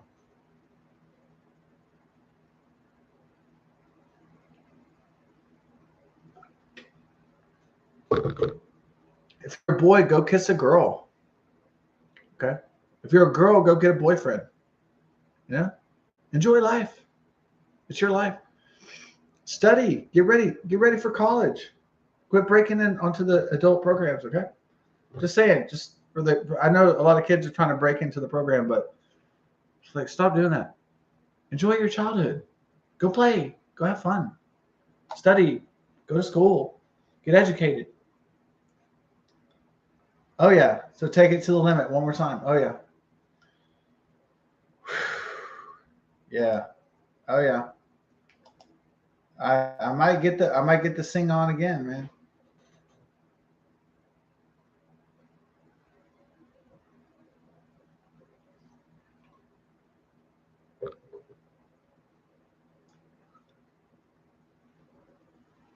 Yeah. Randy Meisner, rest in peace. Yeah, I actually I like the Eagles. I know there's a lot of Eagles jokes and stuff, and we had on Big Lebowski. You like the Eagles? You know the Eagles. I know there's tons of memes and stuff about the Eagles. It's just, man, when's this band getting back together when hell freezes over? That's the funniest part to me. It's like, when are the Eagles going to get back together? When hell, they had the DVD when hell freezes over. That's the one that, or when the hell freezes over tour. I'm like, oh yes, this is great. When hell freezes over. You guys are so funny. Like, I can't imagine a band comes out with an album when hell freezes fucking over. Right? When they have a tour when hell fucking. When are you gonna get back together with your bandmates when hell freezes over? These guys. I mean, just whew. And I don't know if that was a DVD or that.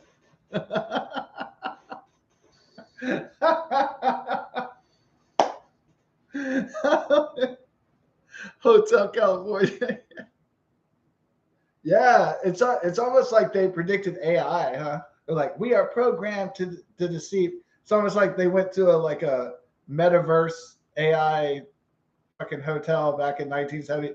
They took a time machine to like 2028 and fucking they're in the Hotel California, but it was like all automated and shit.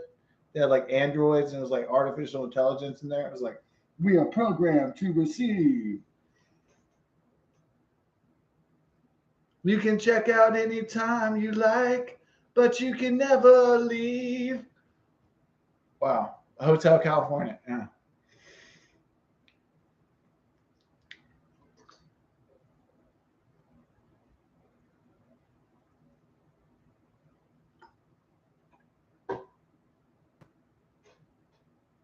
A lot of great classic rock biting the dust.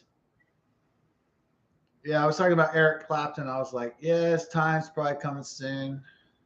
Yeah. Jack Bruce already died, I think. Yeah. Ginger Baker, isn't he already? Is he dead or just? Yeah, he was way old. Got to be dead by now. So Eric Clapton is the last of the cream of the crop to pass away. Yeah. I don't call him Eric Clapton, by the way. I think he's really talented, so I don't call him that. The Cream albums are badass, and I didn't even mind there's a lot of things where people mind if you copy old artists. I didn't even mind that they were doing old African blues artists because probably like a lot of people hadn't even heard of those African artists, those old records from the 1920s and shit like that. Like, you know, like a lot of people never even heard of like Dirt Blues, Pink Floyd Johnson and shit. No one heard about some, slave fucking African blues master and shit. Like no one even heard of like their music. And like so all these like, white guys got together and they started like going through the old records and picking their favorite blues songs and stuff. I think it's pretty cool. Because otherwise, like how would those old like poor artists ever get traction? Get their songs heard, like the slave music and the black people and African American blues and folk and R&B and stuff. Like how would anyone even hear of that? So it's like it's a nice symbiotic relationship because the white people stole from the black people, but the black people stole from the white people. So it's like, or not stole, but they like borrowed. So it's like it's a great like symbiotic relationship. I think I kind of like that about it.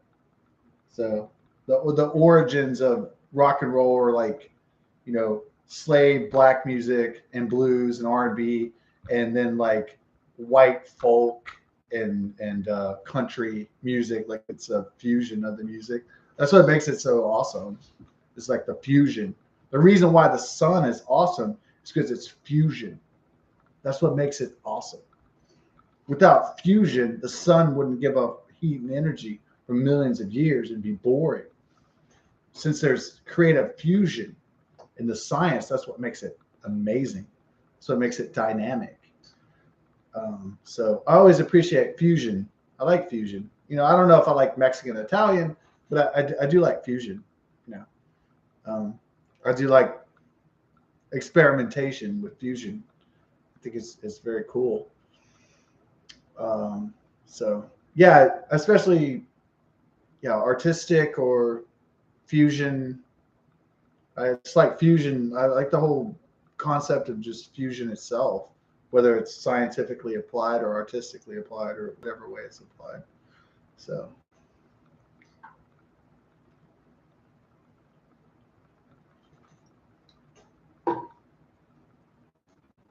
yeah, the Great Divide. Yeah, you got the ice cream that's black on one side, white on the other side. Vanilla chocolate swirls fusion.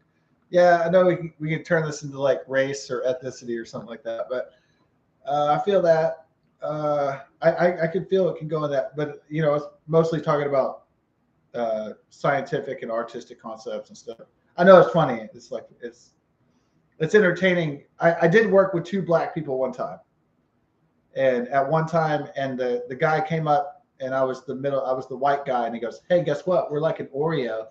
And I went, "Ha ha ha! We're like an Oreo." You're right. It's the black girl and the black guy, and it's me working. We're three people, so it's like we're an Oreo. We're a few. Oh, that's so funny. We're Oreos. You guys are cracking me up. I love it. We're an Oreo because there's two black people around me. We're an Oreo cookie. You guys are good. You guys are good. You guys. Whoa. What would I do without you making the jokes? Ah. You acknowledge our skin colors. I wouldn't be able to tell that you were African when I was white. I guess I'd never be able to tell unless we had these jokes. We're the no, I just laughed because we're the Oreo tonight. I was like, we're the Oreos. Ha ha ha. And then I was like, okay. Well, now we're moving on. We're moving on to the next shit. Ah. I was happy to be in the middle of that Oreo, but not in a sexual situation. You know what I'm saying? Even though the black girl was nice tits, but I don't know. I don't know about that kind of threesome. You know what I'm saying?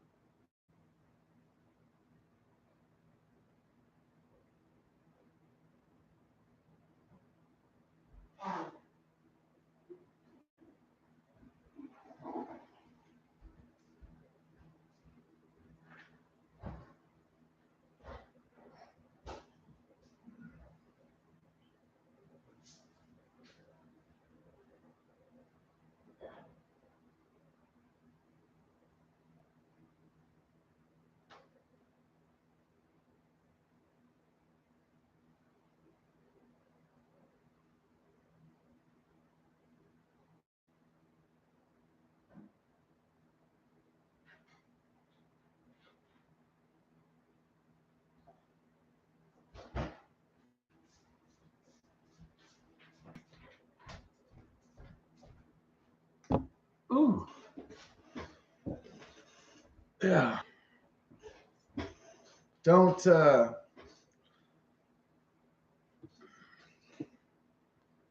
Yeah, the sad passing. You know, what's the?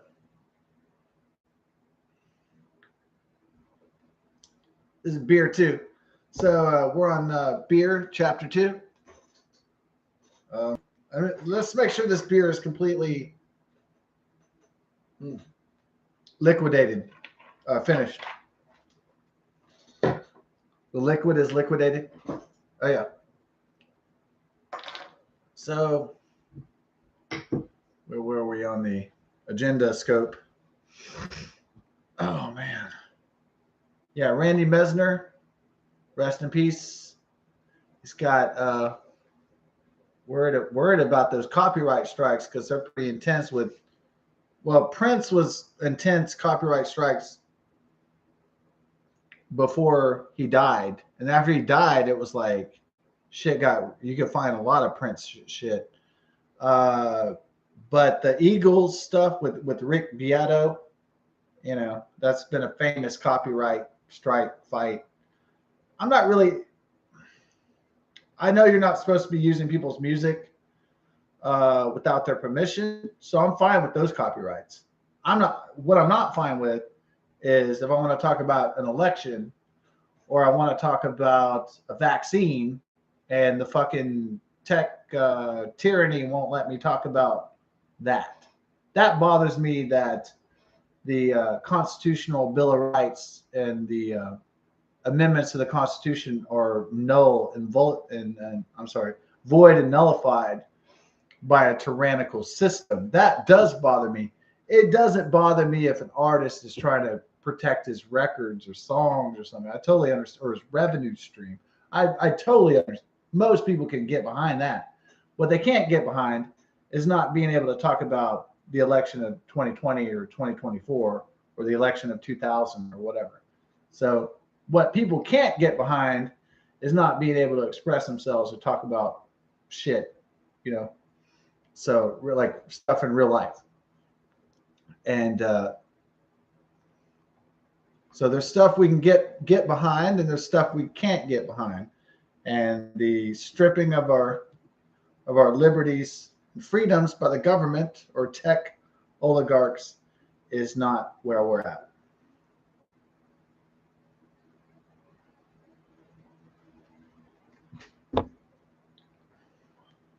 Girl was trying to talk to me earlier. Yeah. Thing is,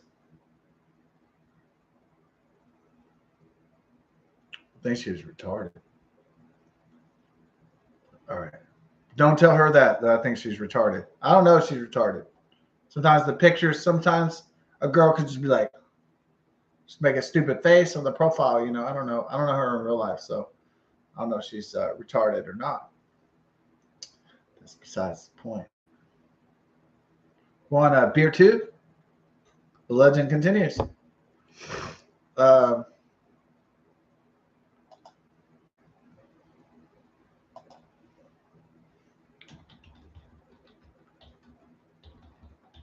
We do Take It Easy karaoke. We do songs that we know that Randy Meisner, sounds German, right? Songs that we know that he wrote. You ready? Take It Easy.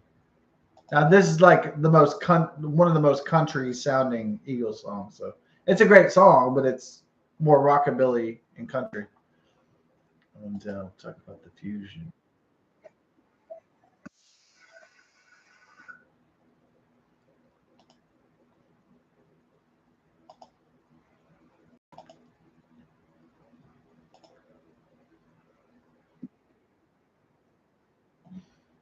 Now, when I told Bass Shaman on his stream, when I was joking around with him when I said I wanted spaghetti tacos, and he goes, he had a live stream. Now, I didn't know that you had this ability as the content creator. I noticed that content creators, if I wrote something they didn't like me or whatever, they could edit that later and fix the video. So to me, the whole point of being live is to be live. You make mistakes. So I like that whole idea of being live. I like the idea of being live in the theater. I like the idea of being really like Saturday Night Live. I like that whole idea of being on the camera or being on stage. I like the idea of if you're a musical performer, you make mistakes. But not all people believe in these kind of things, like just letting it be, letting it rip, letting it raw, let it fly, let it. Okay, so I noticed that the content creators, they could delete comments, they could control comments, and they could also.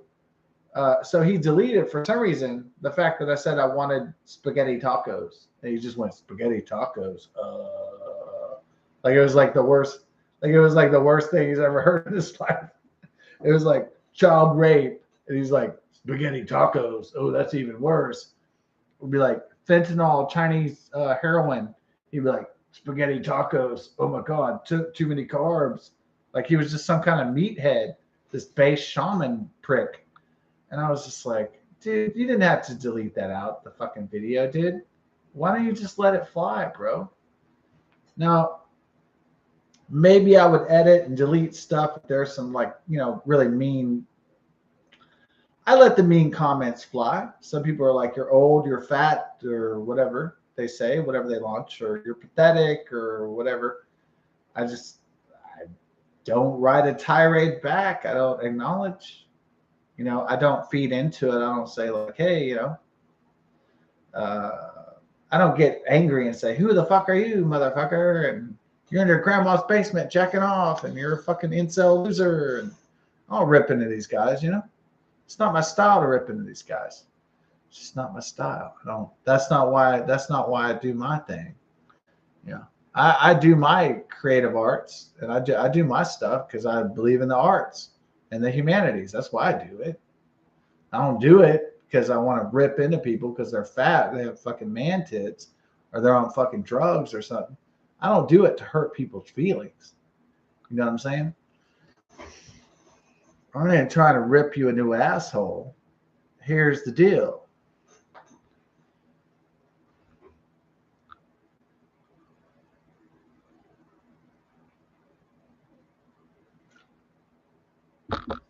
Well, on beer too. All right.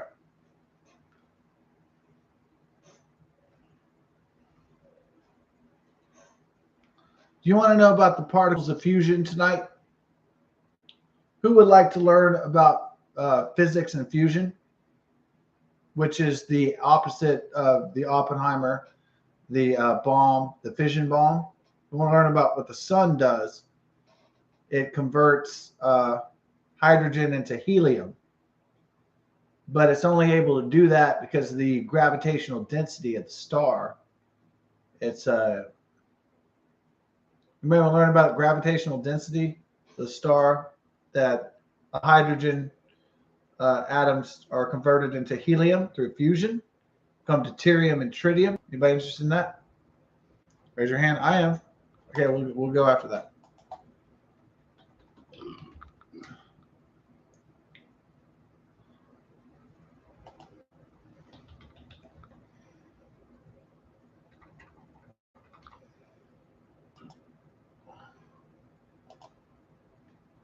So we'll explore the actual physics of fusion, and not just me talking about Mexican, Italian tacos or spaghetti tacos. We'll talk about something serious for a change.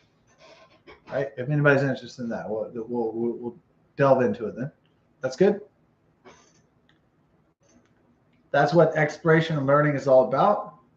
It's not just about, making jokes and things, or being Star-Lord and the Guardians of the Galaxy. Sometimes it's about, telling the truth. That's what really science is about. So that's what we need to get back to in this country, in this world.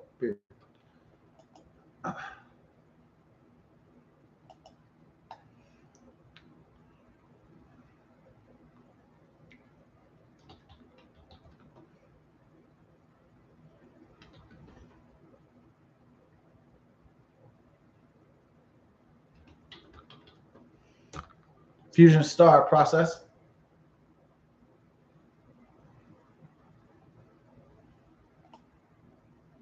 Anything better? Nuclear fusion.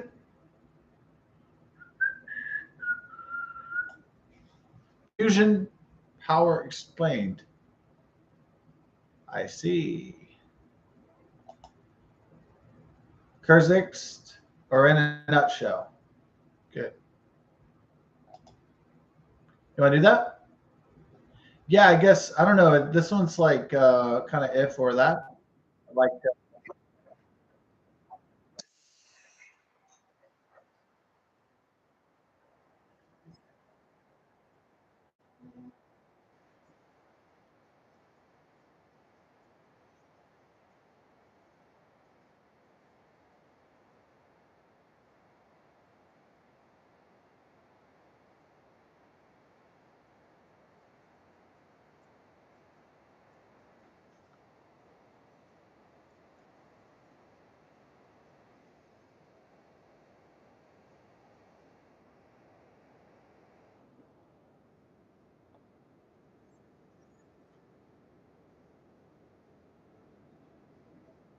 interesting idea.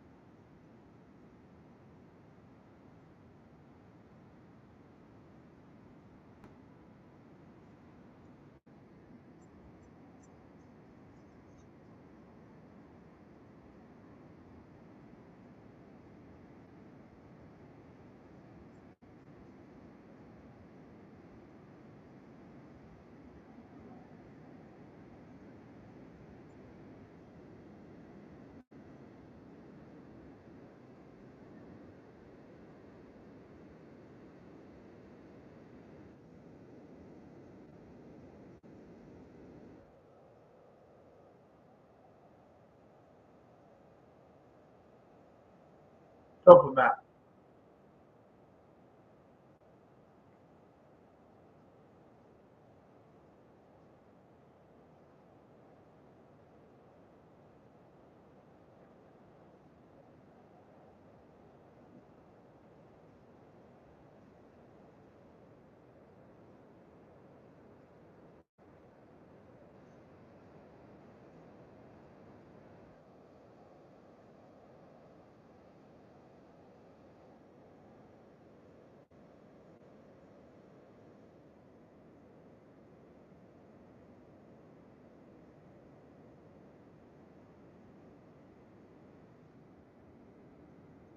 It's a little more left.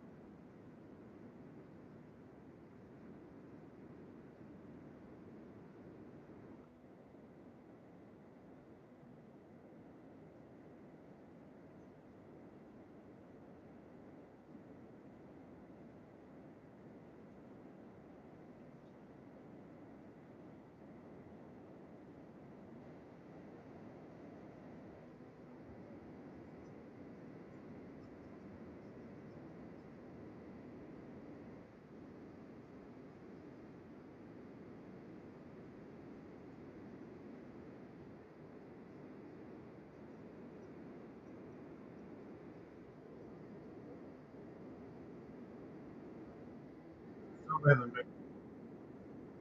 Helium-3 is on the moon.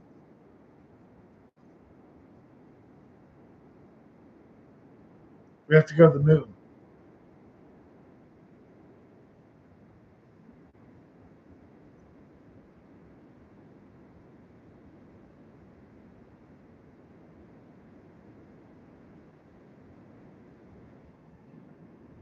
I was already in one time.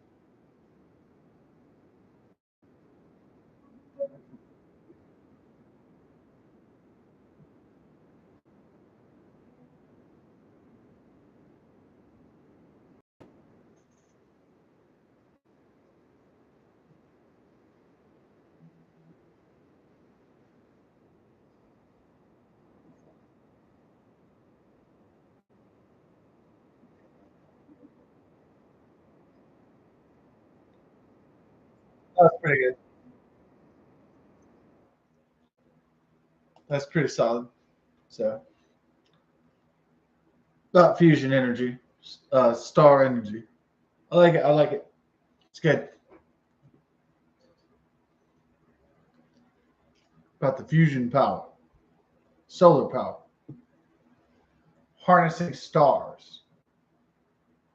It's a good. It's a great idea. It's great. It's a great frontier. I'm not opposed to it. No, not whatsoever. I like it. It's really cool. So all that stuff is really cool. You know, it's cutting edge shit. I love it. It's groundbreaking shit. And yeah, that's fusion.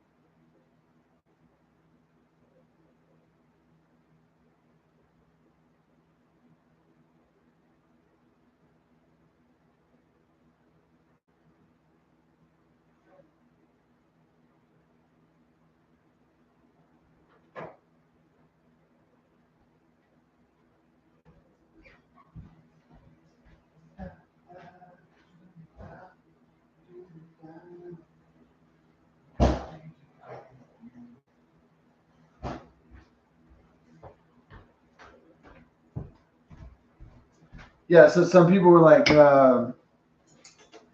some folks were trying to tell me like how high were they in Eric Clapton where they're like ba ba da da da da da da da da da da da da ba ba ba da da da.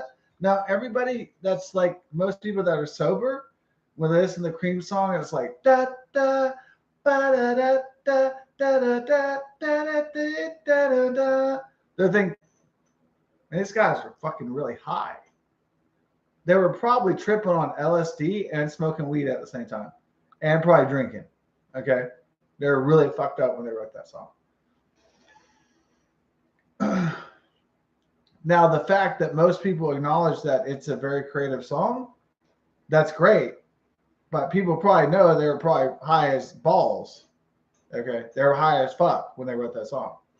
Right, they were on an LSD trip, drinking Jack Daniels, smoking 5 bags of weed, like purple hair, Maui junk.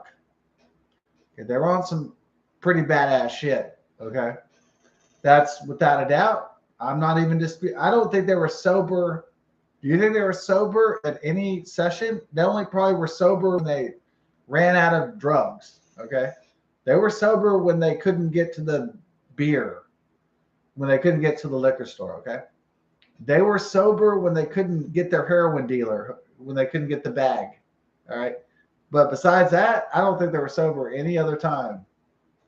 All right. They were sober by accident, probably. Okay. So that's why the songs sound fucking awesome and shit.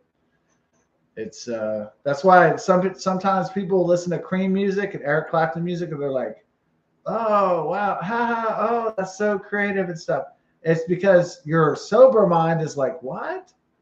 And the people that made the music were so fucking high that your sober mind is like, hold on, are you for real? It's like it's like a whole nother like sort of realm, you know.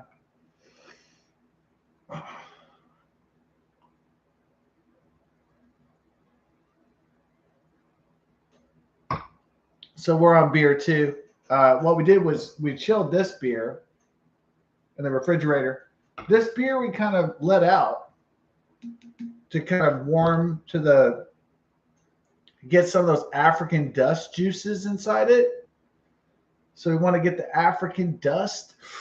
We want to get so we get asthma, and we're hoping through enough pollution and African dust and cow farts that we get so asthma that we die and our lungs fail. We're hoping we get so polluted that eventually we die. So that's what we're going for. We're going for COPD. We're going for asthma. We're going for fucking. We want to die. We don't want to live a long time. So we want to make sure the shit is fucking polluted. We want dust, pollution, poison. We want something to just get us gone. Okay. We don't want to live a long time. So what we're aiming for is when they say that the African dust has come down in Houston or Texas, go outside and go. And when they say that the chemical fire is burning from the fucking fossil fuel bomb and shit, go out there and just like smell that chemical and just take a whiff of it, dude. Just go out there, man. So, I'm just joking. I'm being facetious. Just playing. I know you know I'm being sarcastic. But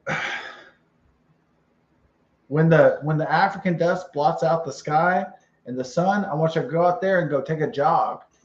All right, in 110 heat, and I want you to take a whiff of the fucking pollution and go, and yeah, like when it's 110, and be like, yeah, this is good for my heart, my lungs, fucking, I'm gonna live forever, baby.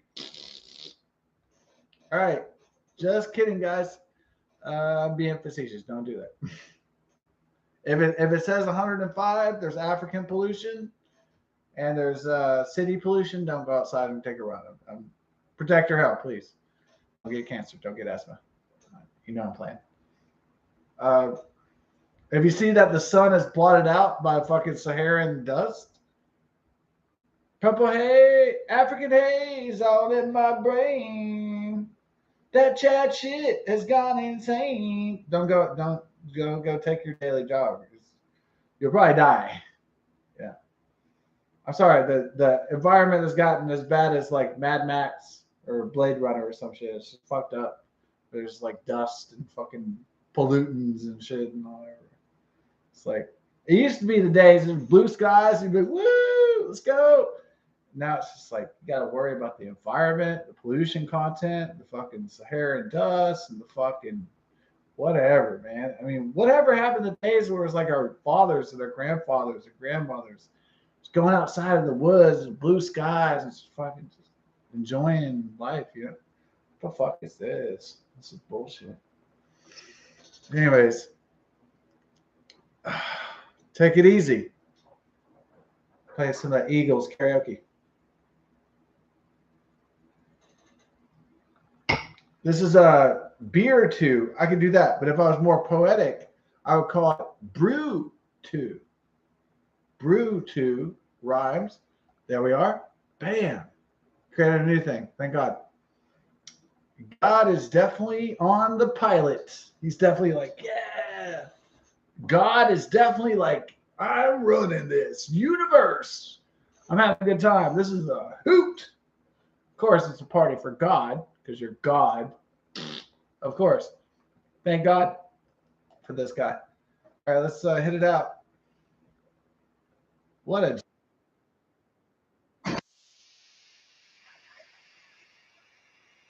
Uh-oh.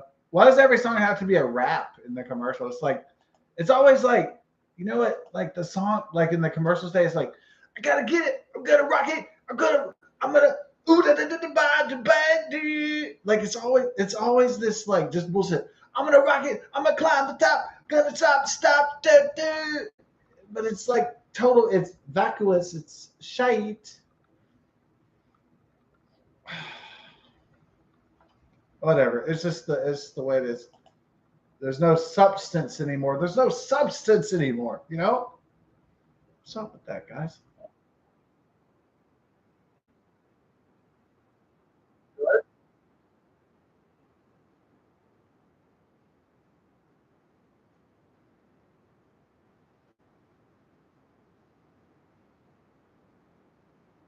Well, I've been running down the road trying to lose my load. I got 7 women on my mind.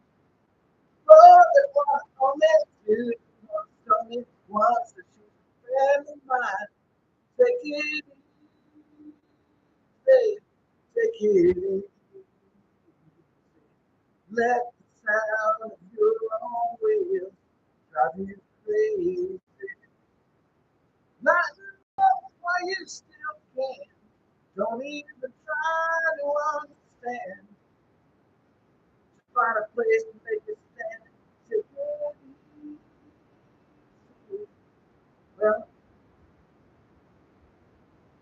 Well, I'm standing on the corner and the hills on the horizon and such a bright sight to see. It's a girl I want in a black red Ford. Slow down, take a look at me. Come on, baby, don't say it. I got a young love. It's gonna save me.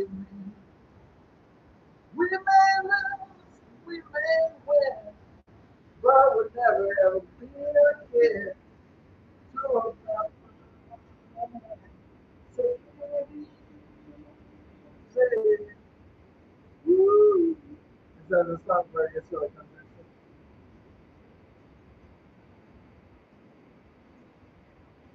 Like an Eagle story.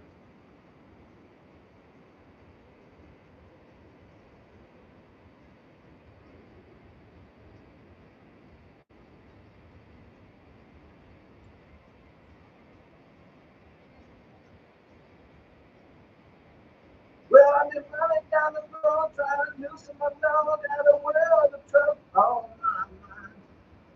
Looking for a lover who won't blow my cover, she's so hard to find. Taking it easy,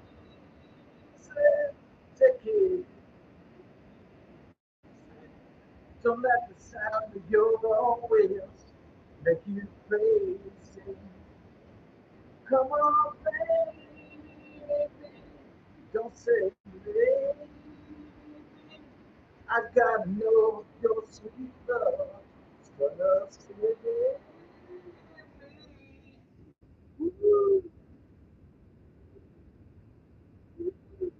She gets away.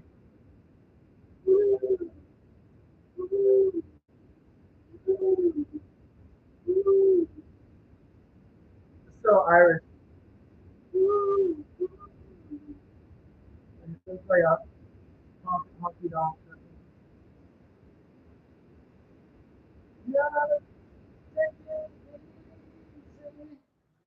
Yeah, that's so dope. Dun, dun, dun, dun, dun. Ah,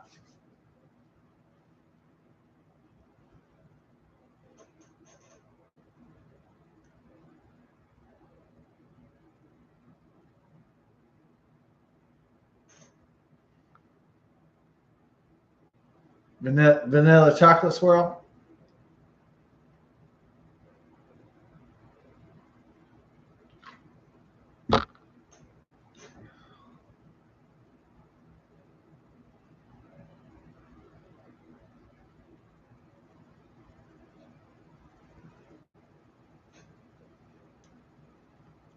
You always wondered, right? Like fusion. You always wondered, what if everything came together to one thing? What if that thing was awesome?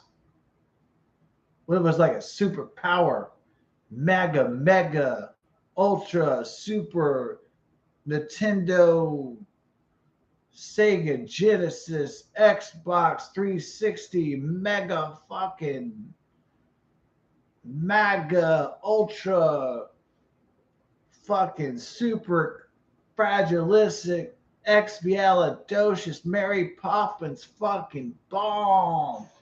What if it was all fucking coming together like a fucking like, you know what I mean? Like what if it was, you know what I mean? Everybody knows exactly the kind of science I'm talking about. And if you don't, then you're gonna get on board. That's fine. A little bit behind the curve. That's cool. We'll get you ahead of the curve. We'll get you on the curve. We'll get you curving. We'll get you doping. We'll get you rocking. It's just you don't have to be behind. You don't have to be like one of those old guys that are like, how do I fix the computer?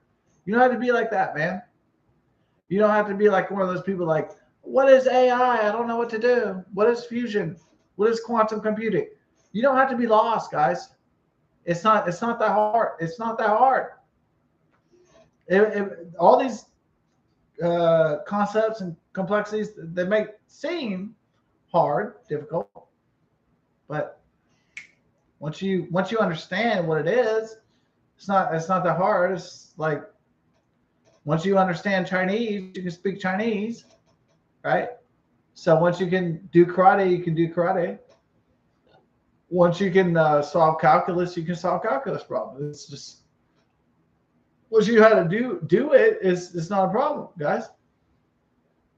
So problems are just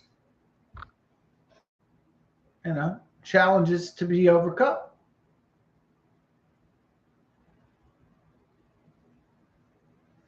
And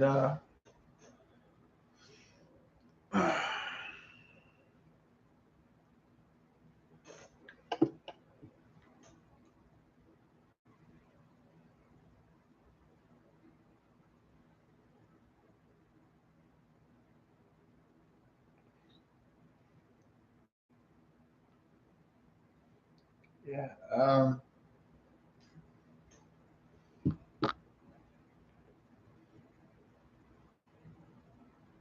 Barbie, yeah.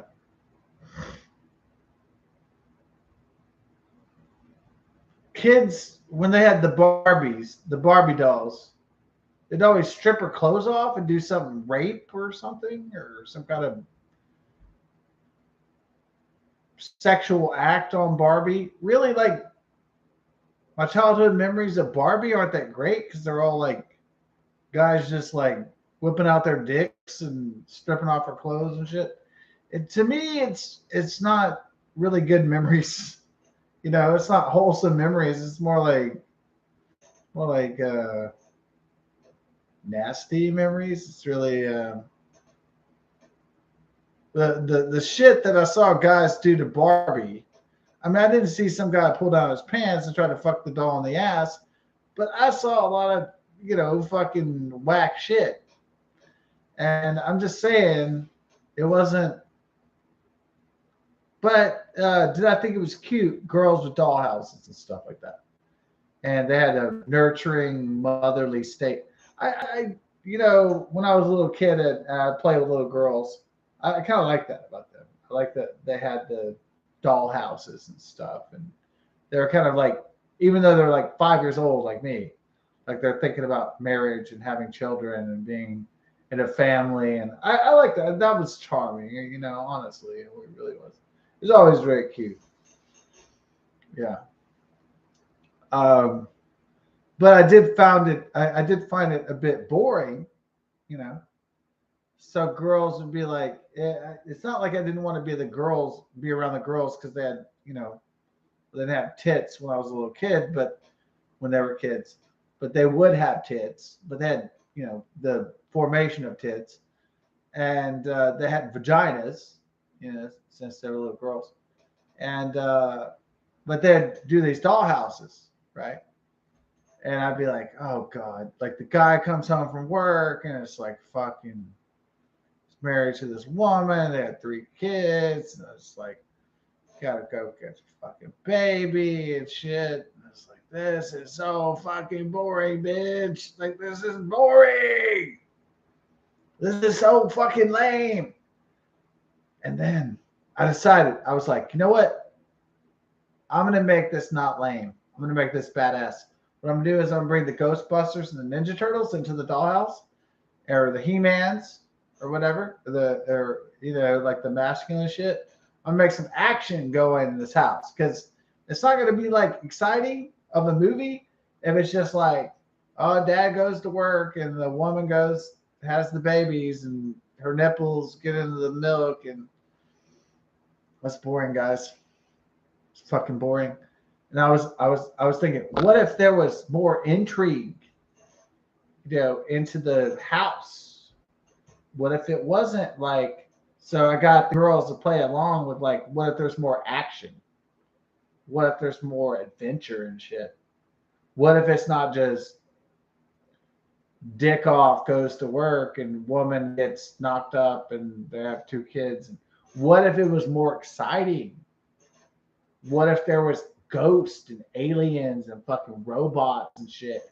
What if there was like fucking something, So I was like, what if the girls let me do it? I don't know if they're happy with it, but I was like, girls, we gotta action this shit up. Like, we can't have this shit just dadly dinky goes off to work and jacks off. We need where it's okay. You have your Barbie house, but we need it where Ken comes in with a machine gun and has to fight the nigga or something. We need something going on. We need a happening here. We need something going on. And I know the girls of the world weren't very happy with me, that I wanted some. I didn't need it to be violent. I just needed it to be like kind of like action. I needed some stuff to be going on, like for the plot to be good. I couldn't just be like girls just want to be like, oh, the baby formula, get the baby in the rocking chair and just fucking. It was really boring, dude. So I had to spice that shit up. You know what I'm saying? So. God bless Susie. God bless Susie for that. Yeah, Susie was a blonde chick when I was 5, and I was babysat by her, and she had the dollhouse, and I brought the Ghostbusters and Battle Zords and all that. And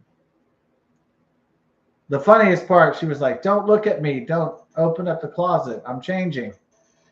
Open up the closet. 'Cause I'm a fucking pervert, you know." I did it immediately. She's like, "Don't open up the closet." I was like, "Shh, what's in the closet? Oh, naked girl. Woo." You know, but anyways, I'm just like that. It's like, show me the goods. Yeah. Show me the fucking tits. I don't give a fuck if you're 5. I mean, now I'm not 5, but I was saying when I was 5, I was like, show me the shit. Show me the goodies. I'm always like a guy who's like, show me the candy. Yeah. I'm always like that, but it's, not really, I'm always like, show me the presents. I'm always that kind of guy, but I don't do it from a malcontent way. I'm just like, ladies, show me the goods. I want to see some goods. I want to play. What's up?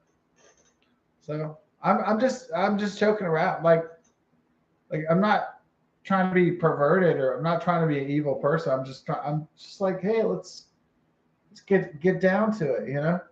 Quit fucking around.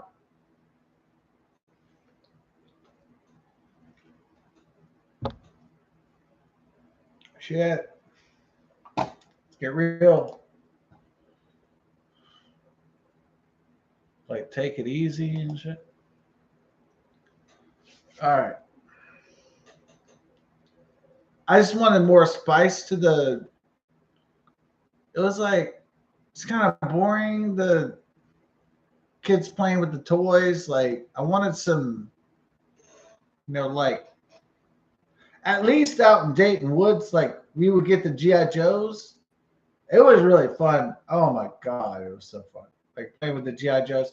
So you get the G.I. Joes out in the forest of Dayton, Texas, Liberty County, a 1409. And not only did you think about the fictional world about the G.I. Joes, you thought about your fighting in the forest, but think about think about this. A snake is poison, kill your ass. I'm not saying you're excited about a snake that can kill your ass. I'm just saying that it made the shit more exciting. Is what I'm saying, is it had more depth of danger. I'm not saying that it was cool that you could get mauled by a bear or a fucking snake could eat your dick. What I'm trying to say is, like, it's epic because it's more intense. It's more exciting, is what I'm trying to say. It's more dangerous. I know it's more dangerous. You could die, you could get hurt, but it's more fucking exciting. Right? That's important.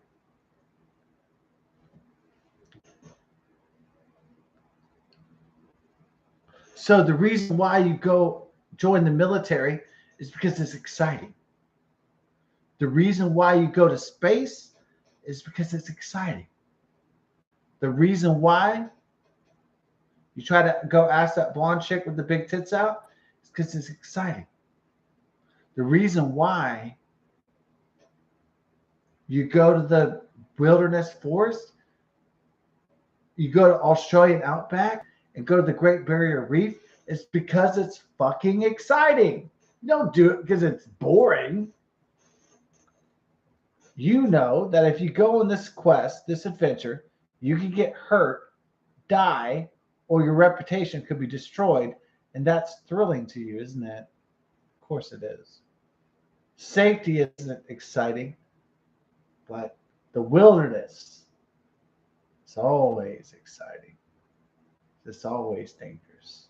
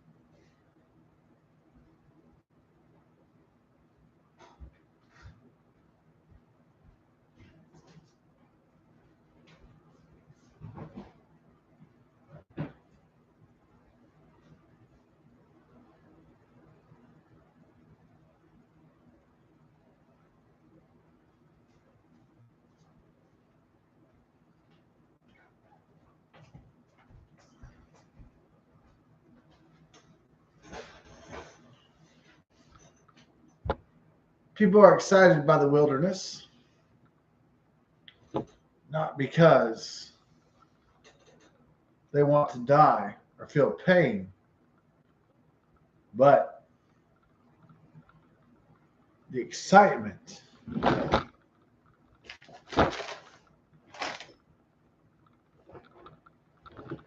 They like the adventure of it. They don't like hurt or pain or suffering, but they like the adventure, the excitement.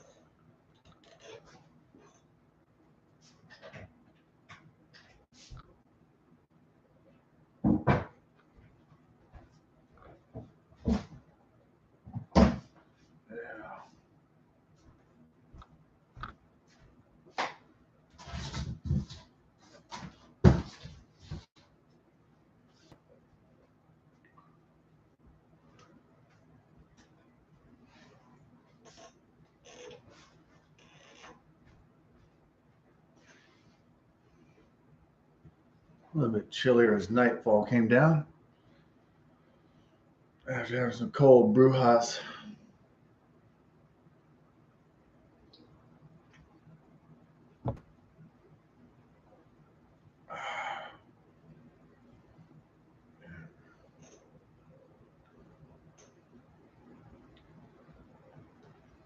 Well, God bless the best of success. Happy weekend. Indeed.